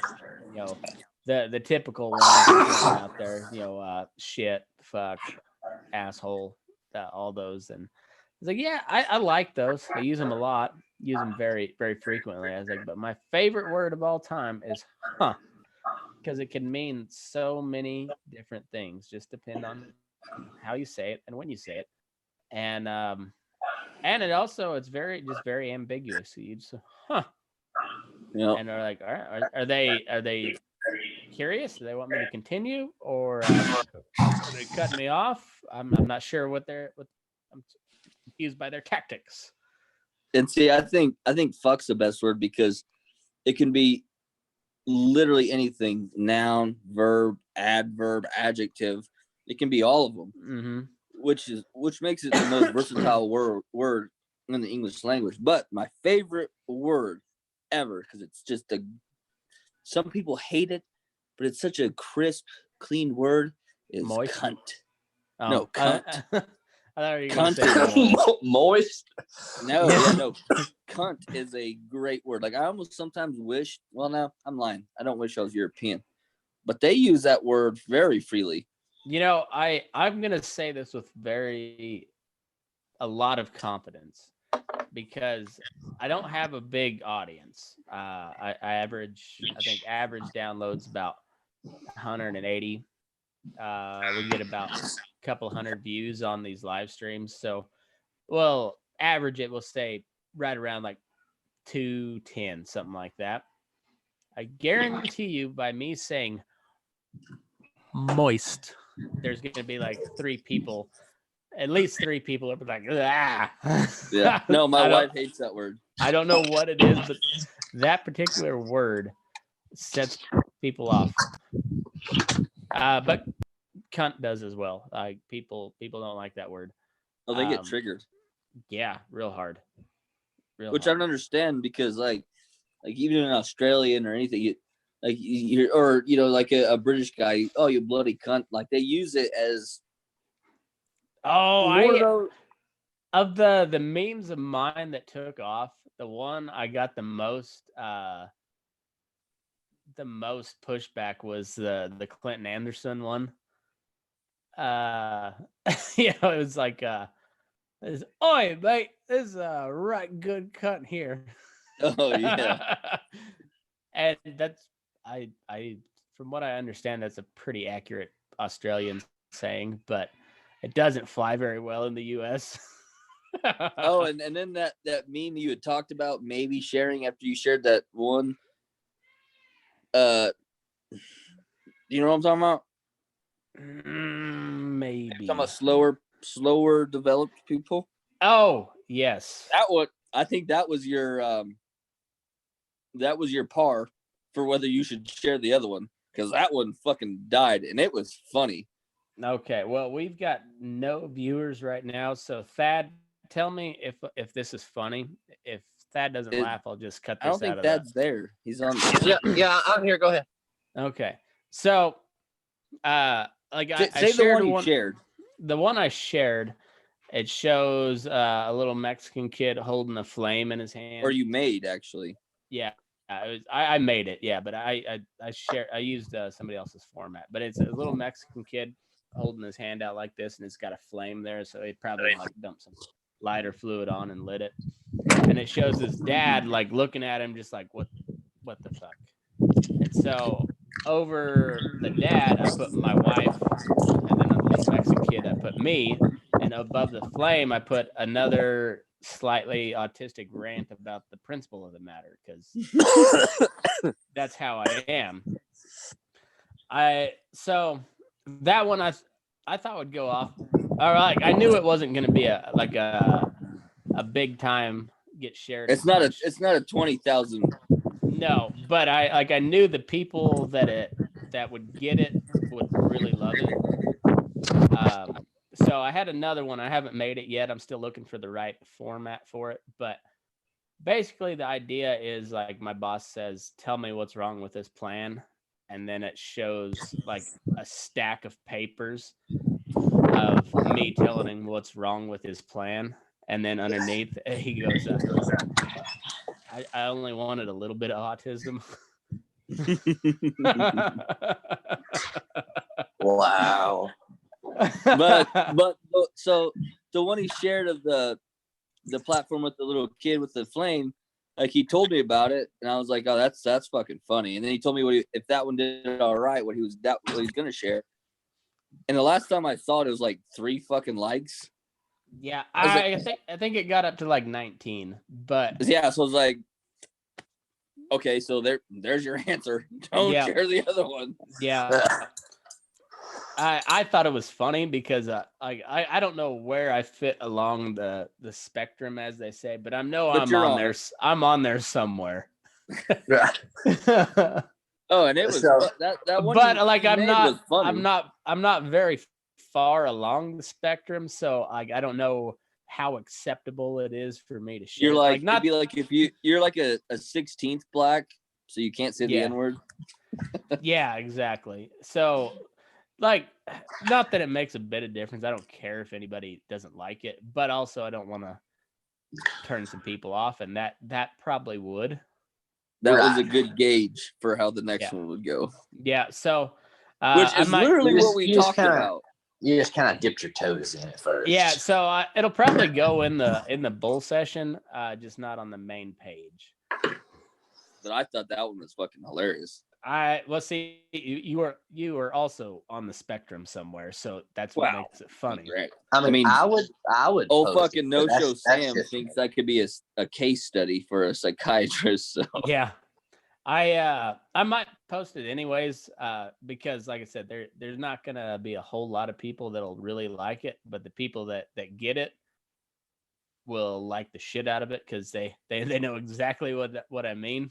Well, yeah, and that was the deal with the first one is like, my wife has been in that scenario with me. Where it makes no fucking sense. And I'm like, I know it don't make sense, but it's the principle. Like it's the principle of the matter. Yeah. She's like, so wait, so instead of paying a ticket for $20, you would spend $200 to fight it in court because they were wrong. Yeah, exactly. Yeah, it was the principle. Yeah, absolutely. Because if they keep getting away with it, then it just becomes commonplace, but it's wrong, so you fight it. And that's it, man. You spend the money now so somebody else doesn't have to later. We are humanitarians here. We get that from your daddy because I don't know if you remember, he literally did that. Do you remember? So his dad only drives like 1970s Fords. That's all he fucking has. He's got 78 Ford is his favorite. And he's got about 5 of them. Yep. Hey, I'm not mad at it. Yeah. And he's actually got him set up with a valve up on the carburetor. So if one's out of fuel, he can open this valve and fill a gas can and pour it in his other truck. It's pretty spectacular. But he was driving, I think probably going to New Mexico is what it was. And he was driving 55 in that old truck on the highway. And there was no posted, low speed limit deal. So he had a line of cars behind him. So a cop went around him. And he was headed to Lamar. Oh, yeah. That's what it was. Yeah, he was coming up Gobbler's Drive. And so they gave him he asked him, why are you going 55? He goes, well, it's just speed I like to go. He said, well, you were impeding traffic. He said, well, I don't see any signs that says you have to go a certain mile per hour. He goes, well, you don't, but you're impeding traffic, which is not true. That's total violation of the law. So he gave him a ticket for it. And this man drove all the way back up there, which is what, an hour, a couple hours? If you drive like a normal person, it's an hour and a half. So right, it means a couple hours for him. It took him 2. Yeah. So he fought it in court. So the ticket was for like $30, and he ended up spending a couple $100 driving back and forth to court. Got it thrown out. It, and got it thrown out. And also got the officer reprimanded. Yep, and lost his ass on money. But it was the principle of the matter. So, yeah, and I'm the same way. Like there's certain things like I could let it go for a minute, and it just like starts like right back here. And it's like, nah, it ain't right. It ain't right. Can't do it. Can't let this one go.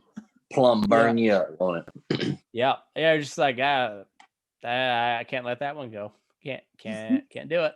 And man, I was like that on there's this deal, and it's still burning me up. Like I haven't done anything about it yet. Well, kind of like a. I see. That's how it starts with the.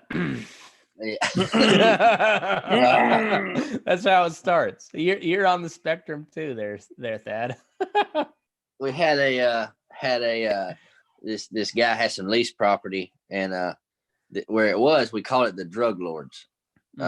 There's this old guy, like old, and he got caught down here at the truck stop with like, I don't remember, pounds of. Are we Mary talking Jane. like an Ozark type deal? Because No, it's just like this huge Mary Jane guy. No big deal. All right, but instead of heroin, it's marijuana. Right, You're not too far from the Ozarks. Was this? I don't even know where's the Ozarks. Have you not seen that show, Ozark? It's a good show. No, I don't even go know what watch you're it. talking Oh, you should. Oh, go watch it. Yeah, it's about a bunch of hillbilly gangsters at Lake of the Ozarks there in Missouri. Oh no, this is just an old guy who sold a bunch of pot, and he bought a bunch that's of the way this show was, except he sold heroin instead of pot. Yeah. So yeah, kind of the same thing. And Okay. So I'm intrigued. And he leased a pretty big place to this guy, and had a bunch of cattle on it. And then the drug lord, or I don't even remember his name, R.I.P. He died, and we'll call him Charlie. Charlie died, and so he had a shotgun at his door. The guy that was leasing the property told me this. He said he had a shotgun at his door, and if his son ever came back, he was going to shoot him. And so after he died, the son came back and started whooping up on the Charlie's widow. And I was like, man, what? Like, there's a few things in life that bother me, like to my core, and that's probably one of them. You know what I mean? Yeah. And so we were up there, and this guy drove by. Which when Charlie was alive, like we could be up there day thugging for like half a day, and there'd be 20 cars go down the driveway, make the loot, and come out. You know what I mean? Mm-hmm. But and now there's only one car that went by, and I was like, man, if that's that son, I need to talk to him. You know what I mean? Like, and but I didn't. The guy didn't know what he looked like, so I just let it go. But it's been bothering me pretty bad, and the only thing is like what really stopped me was, okay, if this was a normal family, then the law could get involved easily. But since the law can't, then something else is going on. So I just kind of let it go. But, you know, it kind of bothers me, a man whooping up on a woman for no reason, you know? But it's a good reason. You've got no problem with it. No, that's a rule of thumb. Yeah. Yeah. Open-handed. It has to be open-handed. If the switch ain't bigger than your thumb, it's okay. Well, just be safe. Use a phone book that don't leave bruises. Right. But like we went up that's where I got that that was a joke, Zuckerberg. That was a joke. That's where we went up there to get that skull, man. And like I told my buddy, I was like, hey, I need you to ride with me. Like I don't really want to go up there by myself. And he's like, all right. But when we kind of jigged out through there when last time we went up there to gather all them cattle to get off that place, and like I was the third man to ride by it, and they all stopped, and I didn't know what they stopped for, so I saw that head and I was like, hey, I'll take it. And of course they're like, how's the third man gonna ride up and say he's gonna take it? Like we've already called it. And I was like, okay, fine, whatever. So I give him a few weeks. So then I went up there to get it, and I told my buddy, I was like, hey, bring your pistola. And so I was hyping him up. Like I've never seen this guy scared. Like, you know, he's a big old boy, always, you know, whatever. And so on the way up there, I was really hyping up how bad it was at the drug lord's house. And by the time we pulled through the cattle guard, I'm not sure that this guy had any like skin tone besides paper white. Like he was so scared. And I was like, you stay at the truck, make sure there's one in the chamber. If I shoot, you come running.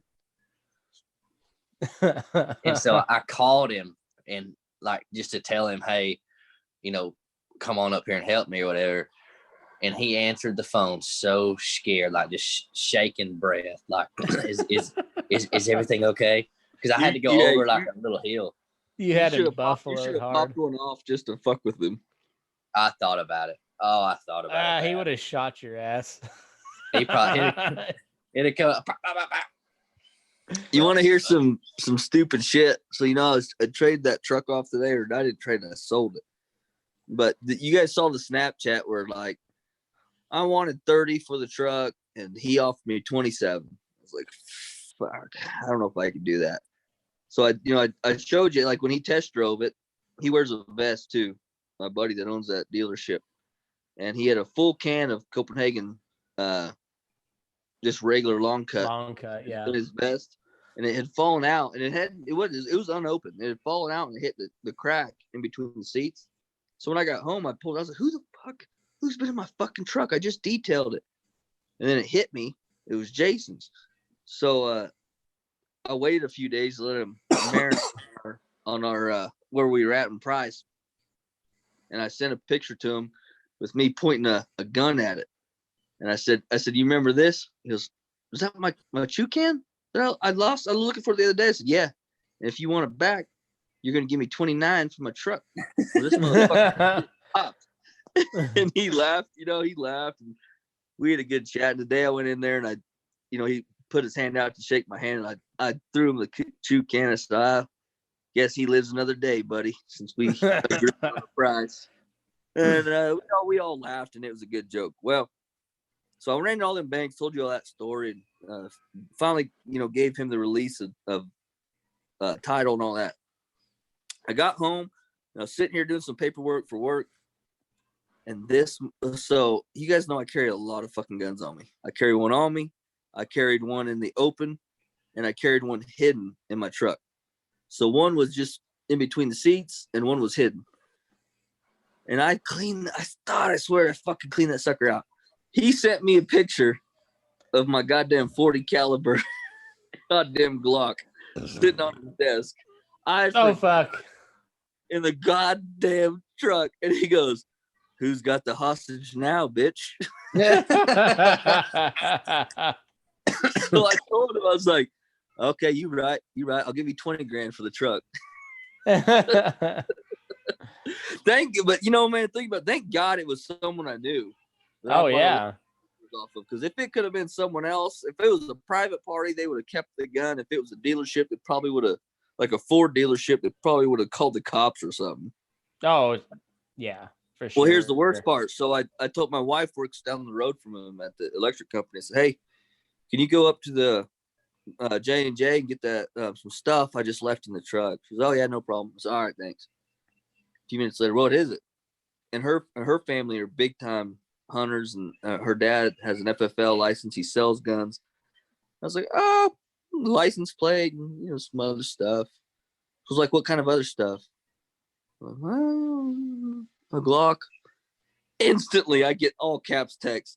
"You stupid motherfucker. What the fuck is wrong with you?" She goes, "Why is it all broken down?" I was like, "Well, there was one in the chamber." "Why the fuck would you carry with one in the chamber?" "Because if I need it, I don't want to have to rack it." Oh, God, I felt fucking stupid. So then, and I've sent you some snaps from her company, does a lot of different parties, and it's always open bar. And so they had an open bar tonight, and it was a guy's retirement party. I walk in there. First 3 people I talked to. "Hey, shooter." She fucking told everybody. Shooter! And I was like, "Bitch, why you put my business out like that?" Oh, that's awesome. Freaking Gator's going to handle his business. Well, and that's what at one point was funny is, our coworkers are pretty dirty, and we're sitting with another couple and another lady, and then her boss's boss, who's he's big time over at the company, but he's still a fucking redneck. I mean, he sells fighting chickens and shit. Like, he's a fucking hillbilly that makes probably $200,000 a year. Wears overalls and everything. He's a hillbilly. But we're sitting there talking. We're all talking dirty, talking nasty shit. And I say something that you know how I get. I said they were talking about dirty stuff, and I said something fucking hilarious. The entire table erupts, and that bitch reaches over and smacks the shit out of me. And I turned to her, and I looked at them and said, "Hey, on Monday, you're going to see Sheena's first fucking black eye. I guarantee you that. Wait till we get home."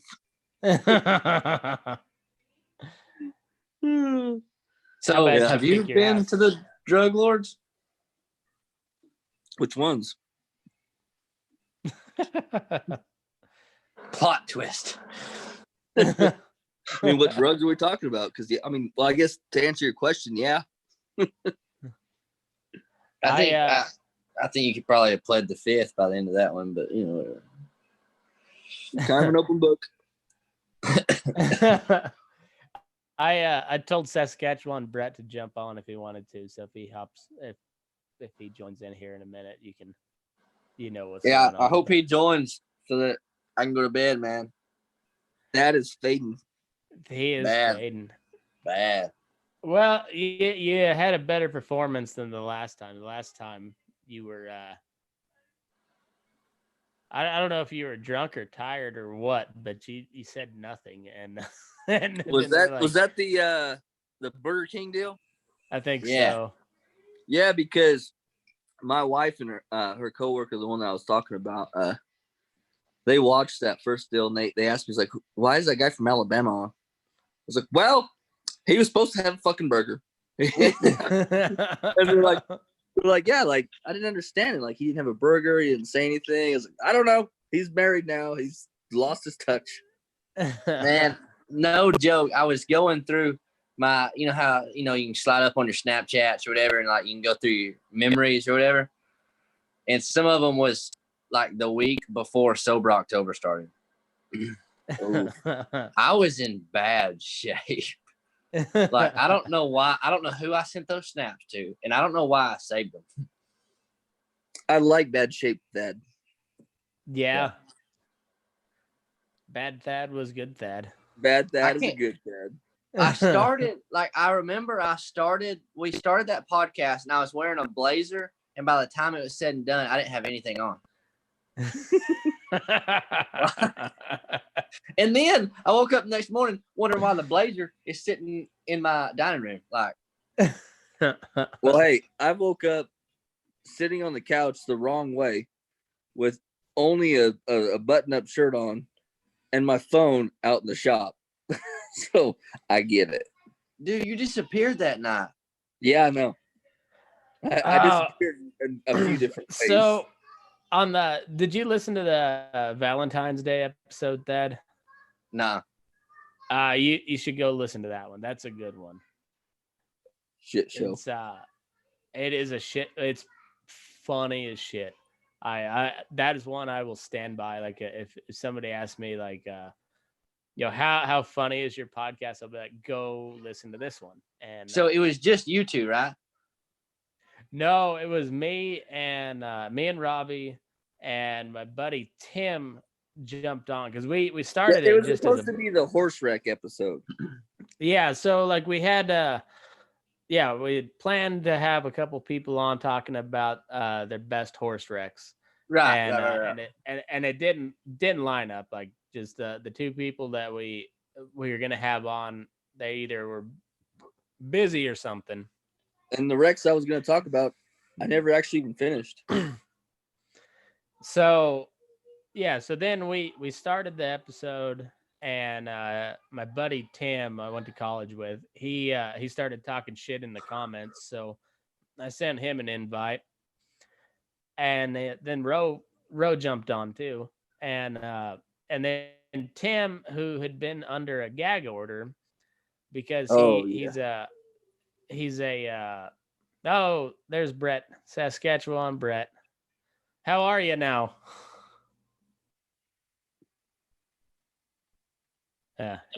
He'll. Do they speak English? It's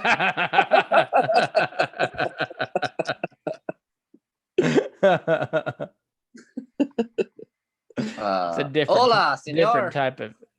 It's a different type of English than you're used to. That's the wrong way. Wrong border. Yeah. Hello? What's up, Brett? Oh, sounds right. Yeah. We just been shitting on Canada for the last 45 seconds, but it's all right. Well, we kind of deserve it. Spoken like a true Canadian. Sorry. It's because you're too damn nice. You got to get that American fuck you attitude. Western Canadian. Let's keep that in mind. I don't even know what that means. How are you now? I'm well. How are you? Oh, damn it. Come on, Brett. Good and you. Not so bad. And yourself? There it is. There it is. Oh. Is that Canadian whiskey you're drinking? No, Scotch. Scotch. Oh, high class. Yeah, it's pretty good stuff. I'm out of Canadian. Nice. Cheers, Brett.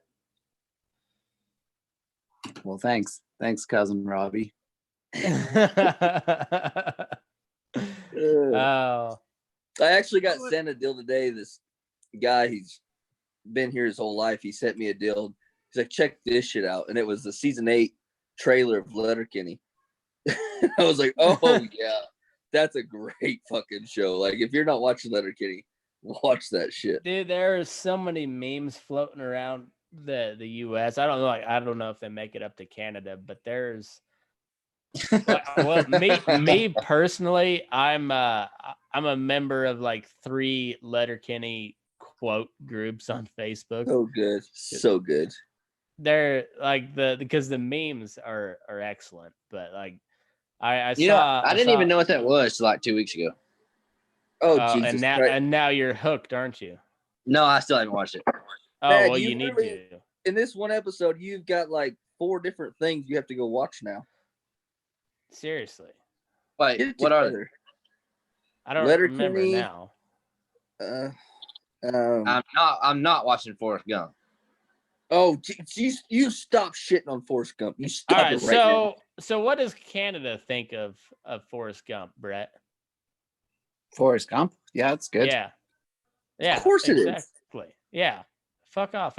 Now, what do you mean by good? Like you could sit down and watch it over and over? Like when I think of good, like I think Lonesome Dove is at the top, right? Well, it's not Lonesome Dove, but I've never heard anyone complain about it. Well, let me tell you, you're the first guy I've ever heard in my entire 30 years on this planet. Okay, so you're I've never heard anyone shit on it. You're not the first person, but you're the first guy. Like my wife and her sister don't like Forrest Gump, but I don't take what they say seriously. So,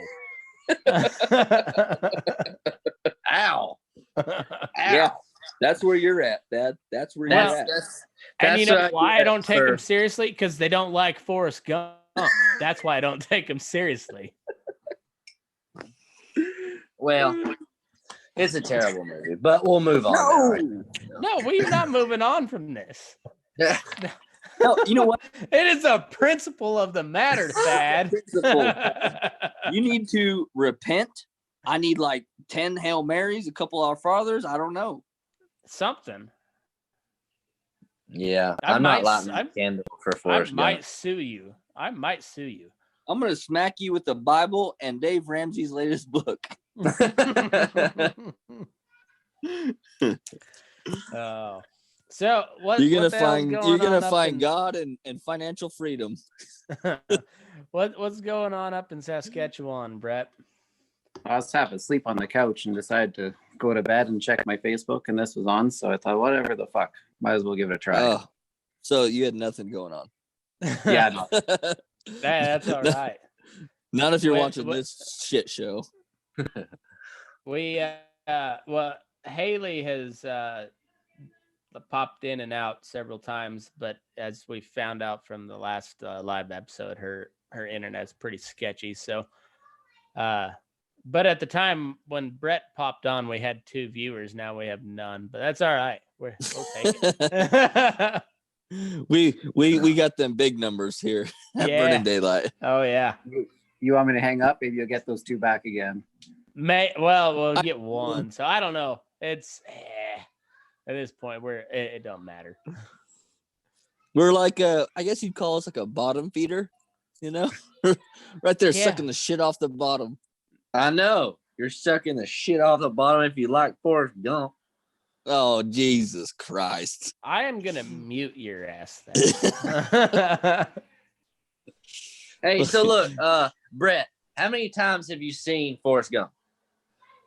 I don't know, 5 maybe. Never watched it the whole way through 5 times, but here and there, lots. Because it's not worth it. I feel you, man. I've probably watched it 100 times from A to B. If it's on TV, you bet your ass I'm stopping on that channel. 100%. I would rather watch golf. And for the next fucking 2 weeks, I'm talking like I'm from Greenbow, Alabama.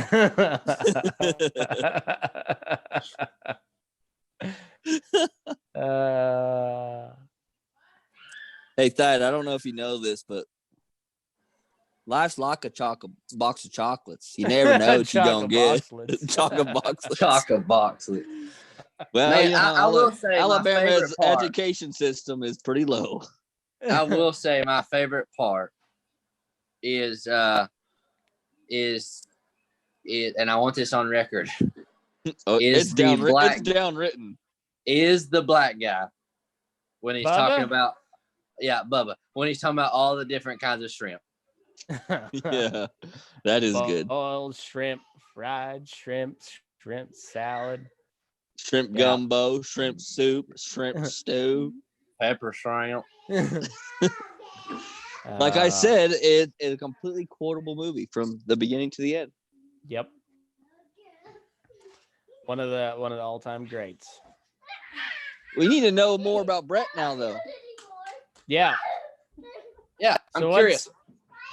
What's the national movie of Canada? Oh,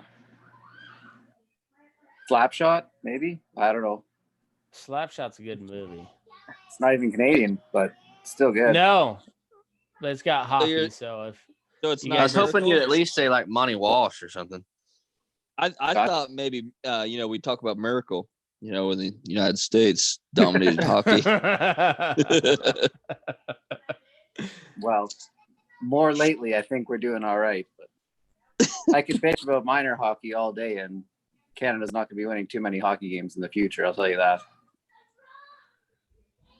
How's our Avalanche doing, man? I want to talk shit, but I'm afraid they're probably not doing well. I don't know. I tried to get back into hockey here a couple of years ago. It's so damn hard to find, though. You have to have like the most deluxe sports package there is. Plus, you have to add something on to that. Of course. And, well, I know, like me and my dad, we've never been into hockey or nothing like that, but some of our family, they got season tickets to the Nuggets and the Broncos, and they also had a package for the Avalanche. And so my dad, one time, they're like, "Hey, do you want to go with us?" And I was like, "Well, it's free tickets. I'll go." He said that was the most goddamn fun he's ever had in his life at that hockey game. Games are insane. He goes, "Man, he didn't usually drink to extreme excess. He goes, I got so goddamn fucked up. I knew I couldn't drive. And the guy that was driving me drank more than I did." Yeah, we used to go watch the Colorado Eagles, which from what I understand is like D-League. Well, it's like I think it's like double or triple A for the NHL. They play for the President's Cup, so I don't know what league that is, but they were like 3-peat President's Cup champions, so they're pretty good. And people just go insane at hockey games. That's what I heard.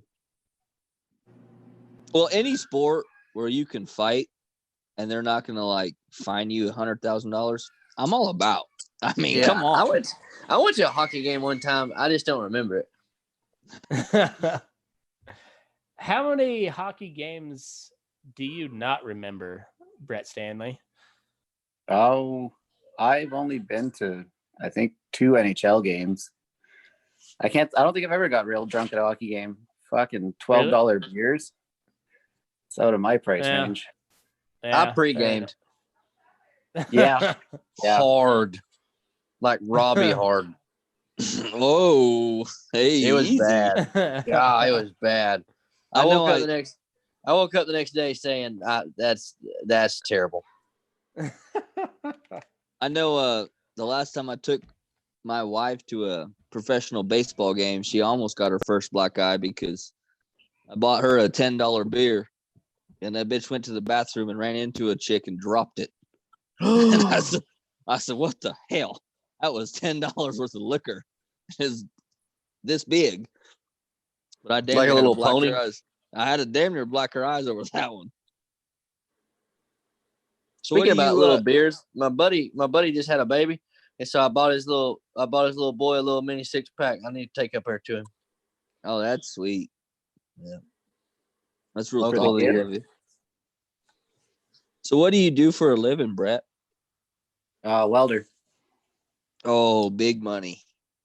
Yeah, it's pretty good. Welder for Yeah. a potash. Wait, welder for what? Potash mine. Mine. Maintenance welder. Yeah, it's pretty good stuff. Yeah. So mine and Matt's cousin, her husband, most talented guy, he can make anything out of anything. Wood, metal. I saw his TIG welds the other day he's been doing.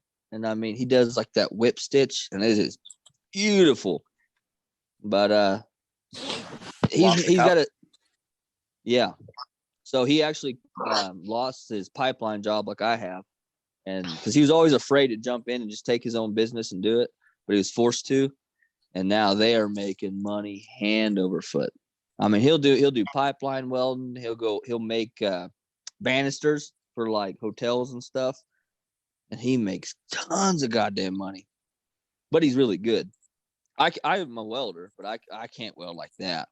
It looks like a I machine can't did. TIG. TIG welding's the best welding. I've never tried, so that's why I don't know. I've never done any TIG welding. Well, the thing about TIG welding is it's just as strong, but it's a small weld and it just looks perfect. And you don't have to grind it. Yeah, it's pretty. Don't get me wrong. Do you know how to TIG weld, Brett? I love TIG welding, but we don't even have a TIG torch where I work now. I miss it. I liked it. The last shop I was in, we did miles and miles of TIG. It was pretty good. So if you had to pick one, which would you pick? Arc or MIG or TIG? Oh, I do TIG all day long if I could. Yeah. See, I think anyone would say that. The only problem with TIG, like I MIG because it's fast. Right. So if I was going to build a roll cage or something, I mean, you can MIG that up in no time. But a lot of times you have to grind stuff. A lot of guys do. That's what's funny. They really do, because it's an uncontrolled, messy weld most of the time. But so I went to WyoTech, and one of their courses was chassis fabrication, like building roll cages and shit like that. And they make their standards are so stringent. You had to have a perfect weld. It couldn't fluctuate from end to end, and it had to penetrate from side to side, 100%. And it takes a while, but if you start doing that every day, you can make a MIG look real pretty. You can. It just, goddamn, it takes work. Yeah, I welded hydraulic cylinders with MIG. You can do a nice job, but still shitty. It's not thick. No. And see, when I MIG, I don't do circles, C's, whips, nothing. I just do a constant stream, because to me that's the only way a MIG looks good. If it's just one full weld. I like manipulation if it's nice, but it depends what you're welding. Right. Well, so our family down here, we're building an arena. We got most of the arena in. We got like the return alley started. We haven't built the back pins, but they just started working on the buck and shoots is what we're working on now. We have two lefts and two rights. But so all we bought is like cheap ass old oil field pipe. And so my little brother does most of the welding. When he gets tired, I go weld. And man, filling gaps like this with a damn arc welder, it burnt. I wanted to come home and just clean off some pieces of metal that weren't rusty and have 2 pieces of clean metal and just tack them together just to feel like I knew how to weld again. Because when you're feeling gaps like this and you're just running like stringer beads just to build it up enough to connect them, oh my God, you feel like a no welding piece of shit. Oh, it's rough. That's the only welding I know. I know. That's yeah, with your dad, yeah. And then you start welding on something that like they cut a hole in a pipe and stuck another pipe in it. You start welding on it, and you try to bring your bead over to your main pipe, and it just fucking instantly blows out a hole because it was this goddamn thin because it was rusted. Oh, it's the most aggravating goddamn thing in the world. Downhand 6010 if you don't have MIG. What did you just say? If you don't have MIG, broad. downhand 6010 it. He's talking about his rod. I do that. You perv. Are you Catholic? No, Protestant. Mom was No. Catholic. You said Guys. mom or mum? My mom she's a Dogan. Mum. So you're more like the Brits in that way, huh? Mum. Yeah, sure. Well, they pay their tithes, so. Yeah, Brett, I like you, man. I can't. Me being from Greenbow, Alabama, I just can't understand a lot you say. Hey, he can't understand you either. Yeah, feelings mutual. So it's like interpreting Boomhauer, but harder. Except you're Boomhauer. Yeah, Oh. you're Boomhauer. Man, we're gonna go drink an old beer at old Hank Hill, man. You know what I'm saying, man? Yeah, that's about right. I missed that show. Me too. Yeah. It was such a good show. It was a great show. And I think It was- every season's on Hulu. It Is was it really? sad. I grew up Yeah. wanting my dad to be like Hank Hill. Propane accessories. He Hank Hill. Boo. I used to be like a Hank Hill. Nowadays I'm way more like Dale Gribble. I'm skeptical Yeah. of everything. God damn it, Bobby. You're not gay. That's my purse. I don't know you. Oh, that's such a good show. Oh, hilarious. So what are you drinking on, Brett? Like what kind of scotch you drinking on? It's a 12-year Bullmore. You classy broad. I like my Islays. I like the smoke. Ugh. What was that, Matt? What was that one I had bought? Was that Glenlivet? Was it Glenlivet or? Oh, that liquid smoke you were saying it was? Oh, fuck. It was bad. Forget what it was. I don't know my scotches at all. Like that is not something I've dipped my toe into at all. All I know is it tasted like liquid smoke. 100%. So when it finally got down, normally a bottle of like whiskey won't take long to drink, but this took forever. And when it finally got down to about there, I poured it in a glass. And I you're a man. You're a man. And I shot it and I gagged. And I held it together. I sucked it down. I put my hand in my mouth and I did not throw up. But holy shit, my eyes were watering. I had a sour taste in my mouth. It was close. That smoky damn bourbon, I cannot deal with. Yeah, I've never got into the scotch at all. Like I've not. Oh, the scotch, yeah, sorry. I've not even had like the real smoky stuff, but I know I've heard that it. So there's like the smoky stuff, the peat, and then like the sherry stuff where they age it in wine casks. Right. Aren't those like the two main varieties, Brett? Well, Highland is your most common one, and it's like a fruitier one. Oh, okay. Smoother tried that. usually. And I then should've had that. Staysides are kind of spicy, and Islays are really smoky. And Huh. see, I base mine off of what show I'm watching. So, I just watched The Ranch, so I'm drinking Jameson. But I think I watched the Anchorman or something. Scotch. I was like, man, I want to drink a good scotch, like a good, just a good high class, man. I always got a good scotch. So I went to the liquor store. I'm like, oh, that's an $80 bottle. It's got to be good. Oh, this is not good. Just because it's expensive does not mean it's good. Maybe for a better palate, like Brett's. I don't have a good palate. So it's like, what is that? Glenn McClanahan, isn't it? Or McCallan? Yeah, is it McAllen? Glenn I think there's both, isn't there? Yeah, I think so. Are they any good? I've never had either one. It doesn't, either one. Yeah, I haven't had many scotch that I don't like, as long as it's not too shitty. Any single malt, I'll drink it. Huh. Well, I mean, okay, wait, time out. Like, yeah, I'll drink it. Don't mean I'm gonna like it. Yeah. I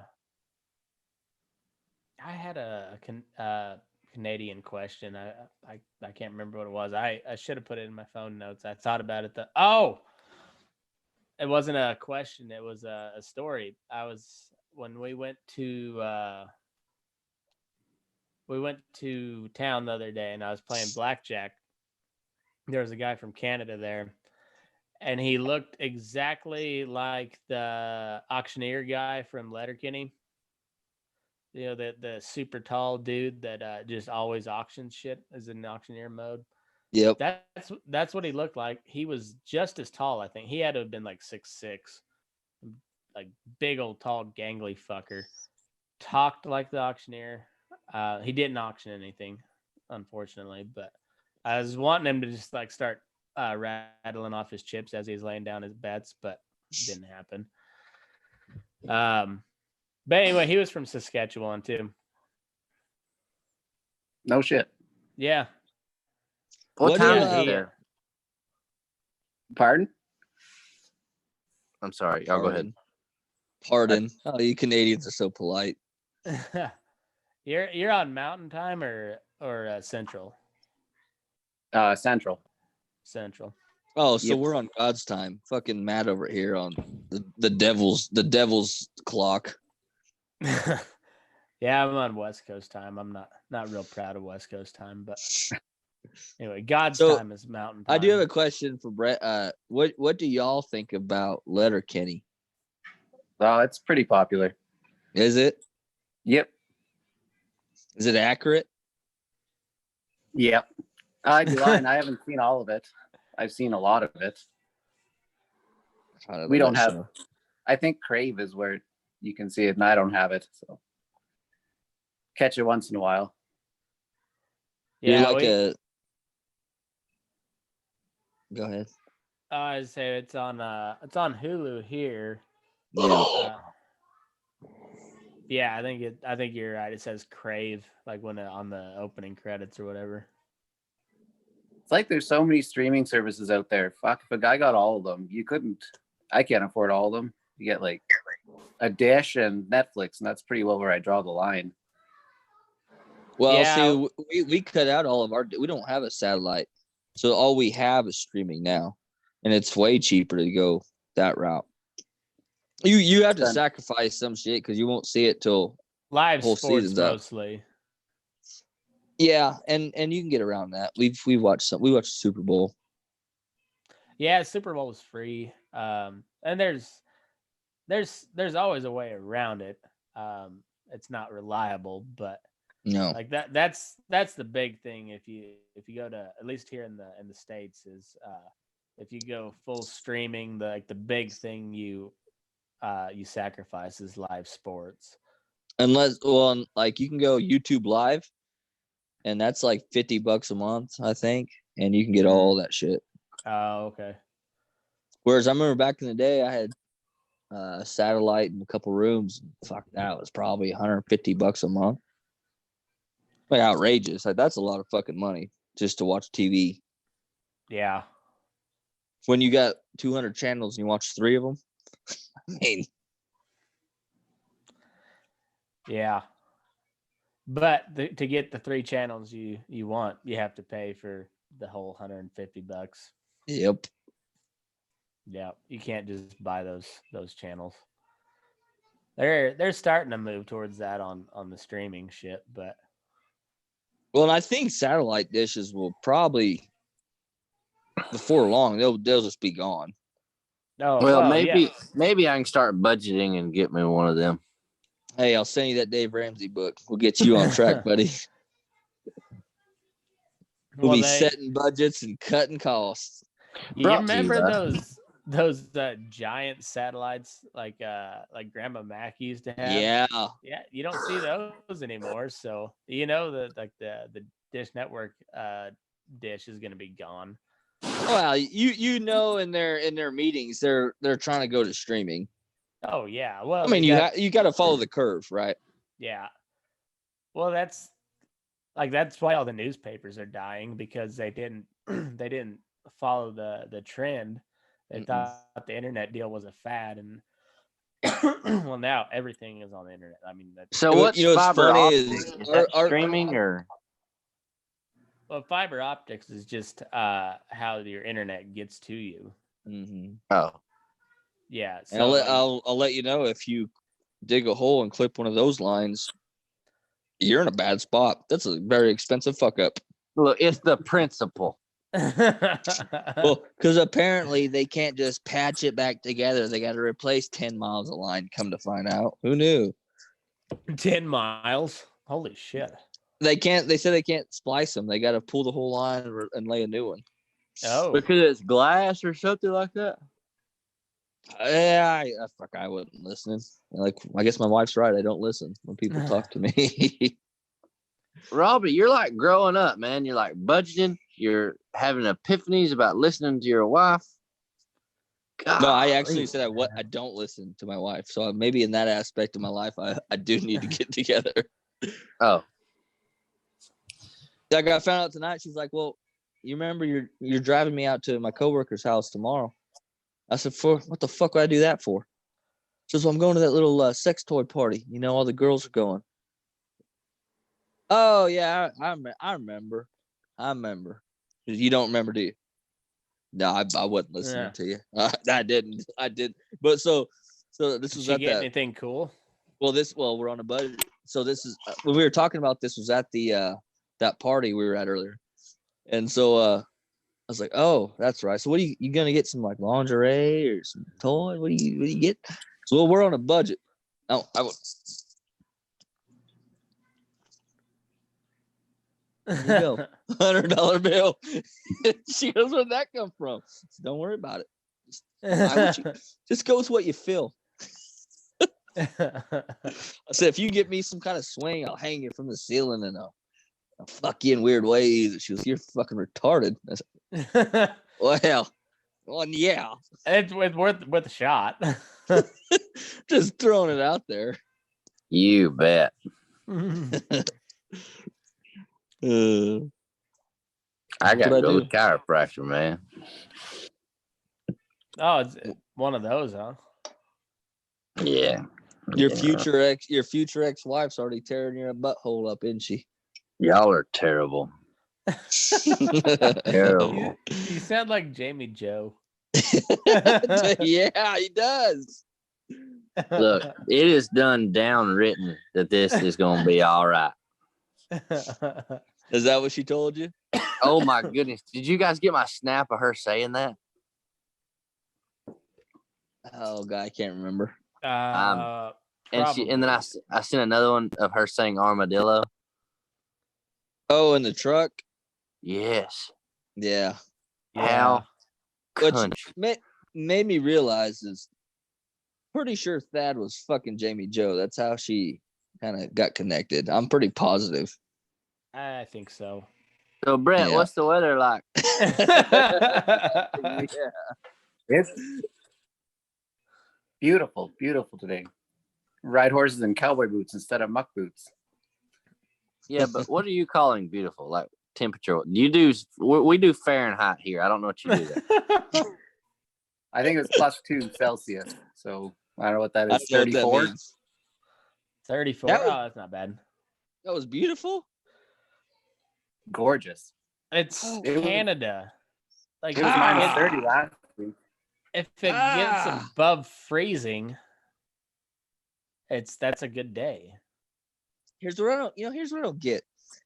Canada's known for really nice people and all that shit, but the conditions they live in, they've got to be some tough motherfuckers, right? Well, that's because so if you look But at what my point was being is like, you'd think they'd be the world superpower of scary, like Russia. Canada lives in the same. True.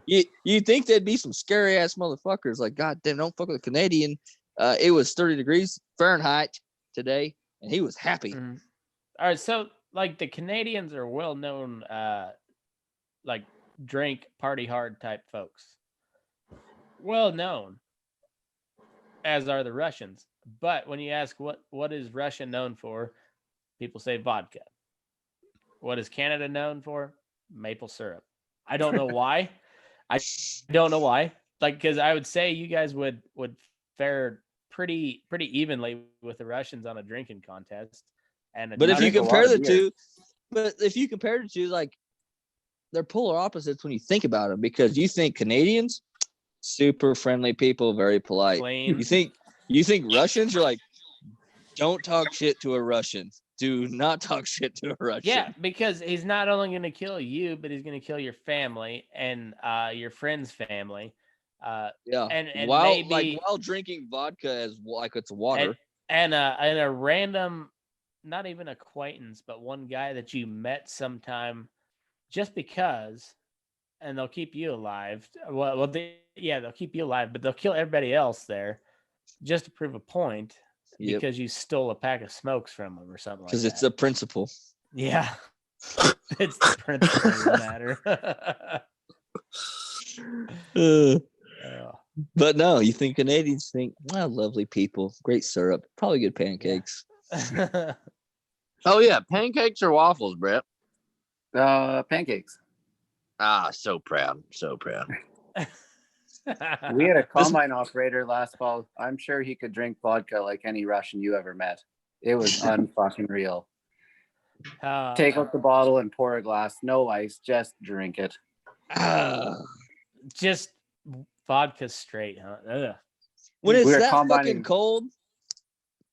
No, it was warm. We were combining flax, and he was having a hard time. He said his asshole was puckered tight for like 6 hours straight.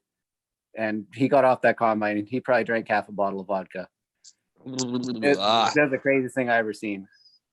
So look, I'm pretty ignorant, man. What do you call it warm? Oh, room temperature? I don't know, like +8.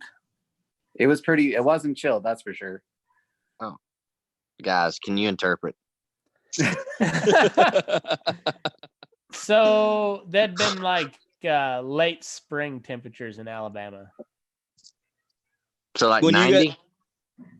No, like 70s probably. Oh, okay.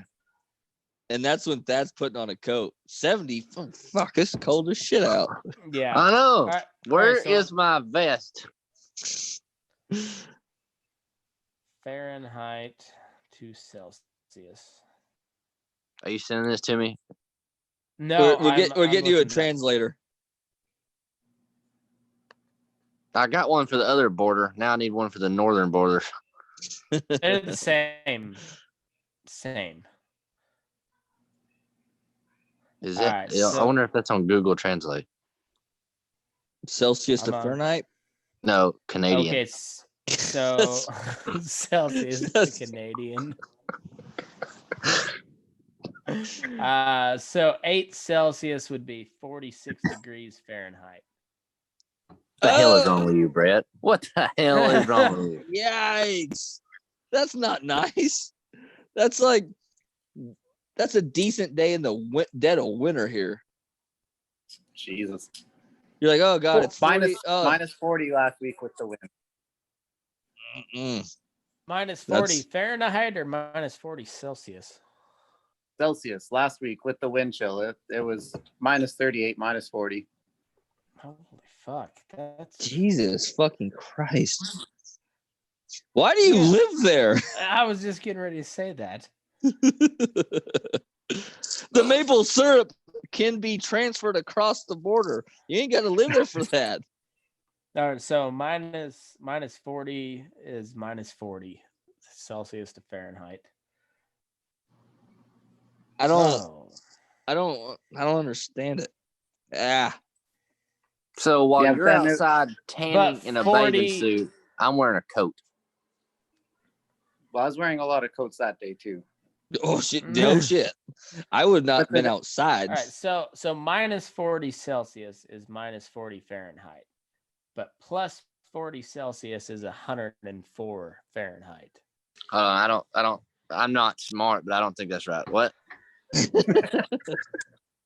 Minus 40 is the same Celsius to Fahrenheit, but plus 40 Celsius is 104 Fahrenheit. That would freeze your piss before it hits the goddamn ground. You Do can't your even take a leak. eyes freeze open? You can't take a leak in Canada. How do you find 3 inches of Pecker and 6 inches of Carhartt? It's a struggle. You just Struggle's like real. you just accept the fact that you're gonna piss down your leg during the day.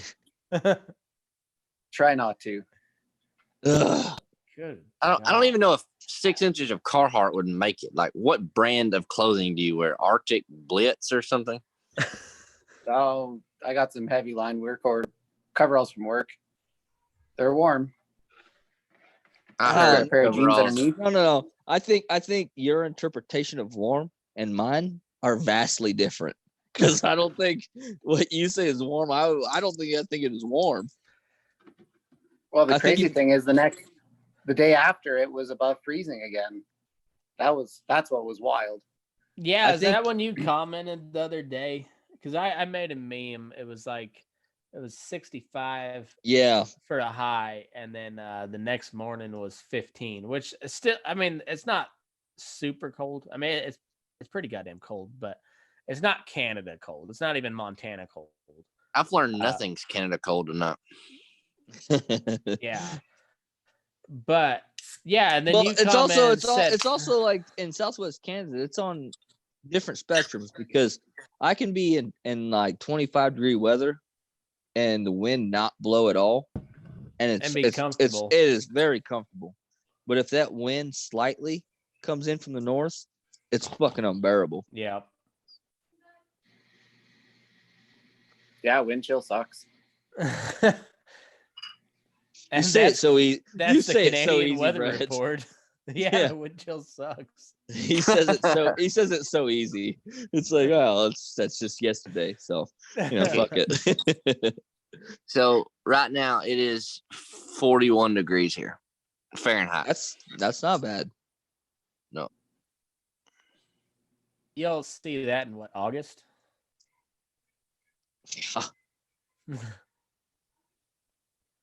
Is that Who, your me? summer weather? Yeah. Yeah. Oh no, we're pretty warm in the summer. Plus 25, plus 30 in the summer. So I don't know, it's that 80 ish. That ain't bad. That's nice. But That's how all right. long? Like, how long is that season for you? Oh, 4 months ish. What? I'm going back to what Robbie said. Why do you live there? Well, spring and fall is really nice. I have a feeling mine and your version of nice a little bit different. Well, we got some tough animals up here. They can handle it, so we can too. Yeah, my nice is like 70 degrees, bro. Well, yeah, if I could be 70 year round, I would absolutely do that. With like a quarter inch of rain every week. Yeah. The only problem is on the other side of the scale is Mr. Alabama. I'm not doing 104 with 100% humidity. That's not good. No, dude, I've thought about moving in the summer, and then just moving back later. But yeah, it's terrible. You go outside and you just instantly feel like you're drowning.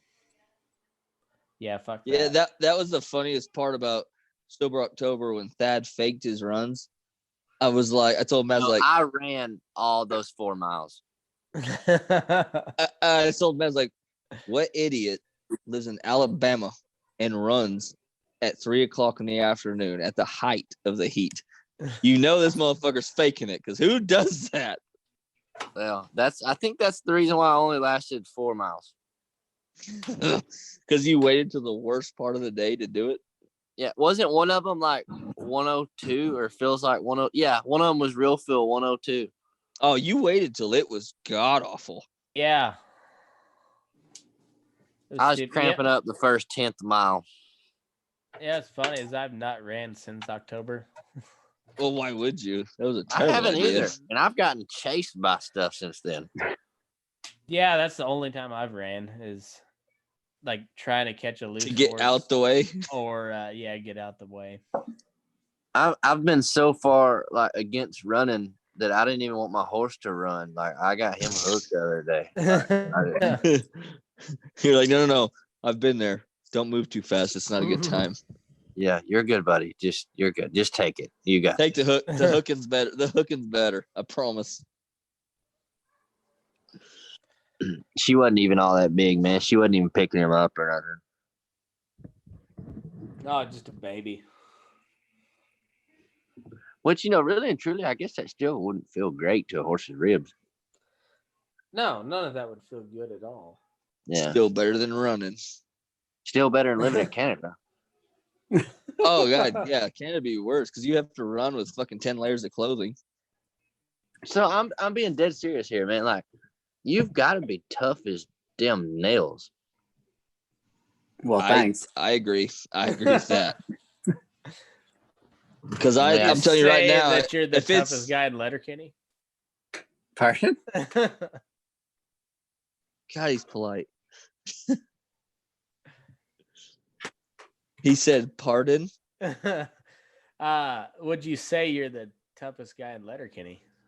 No, that big fucker's pretty tough looking. Yeah, so that season 8 deal that they sent me, so it was like, so this is why he sent it to me, because he's like, they're all sitting there smoking cigarettes on the front porch. Just And having he's a like, dart. yeah, having a dart. Having Like, a so dart. have you heard of the sober October? And they were all like, well, why would you do that? He goes, it's a thing. He goes, have you heard of No Nut November? And like, oh God, why would you do that? And so then finally they were like, have you heard of the like Dick December or something like that? And they were like, no, what is it? He goes, well, and there's the fat guy talking. He goes, Squirrely well, Dan. Squirrely Dan. He goes, so on day 1, you shoot 1 load, or however they worded it. It was on day 2, you shoot 2 loads. And they did the whole back and forth. So you're telling me on day 15, you give them 15 pumps? And they're like, yeah, you scored them 15 times. And so they're all going, there's no way you can do that. And they go to the tough guy or whatever. Wayne, and he goes, yep. Yeah, he goes, he takes a swig of beer and toke up cereal. He goes, yep. And so yous are telling me on December 20th, you're shooting 20 loads. Yep. Yeah, there's no way. There's no way. Yeah, actually, what's the worst part about it is I had like a long thought process in how I could shoot 31 loads. And there's no way. That's impossible. There's no way you could do that. No way. Challenge accepted. All right. And they're Wow. like, well, what about the 25th? You guys got to think. It's Christmas. You've got family. How do you wander around that? There's some very valid points there. And if you're going to 25, like, you're going to need some recovery time. How? I mean, dude, you're the last day of the month. It's more than 1 an hour. I mean, damn. All right, so how do they do that in Canada? Just like grab a 12 of Labatt's Blue and just have a ball, or what? I don't know. It was maple syrup lube? I don't think so. Talk about a sticky situation. Oh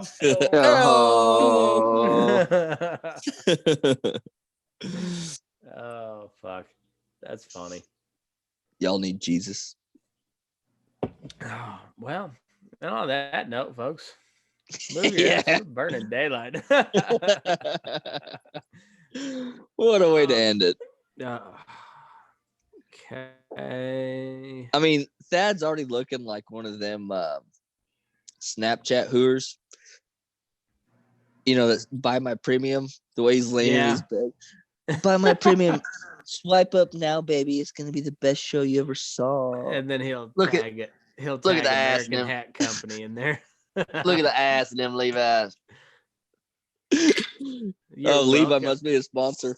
You're welcome, ladies. I'm just laying here in my Levi's with my American hat from American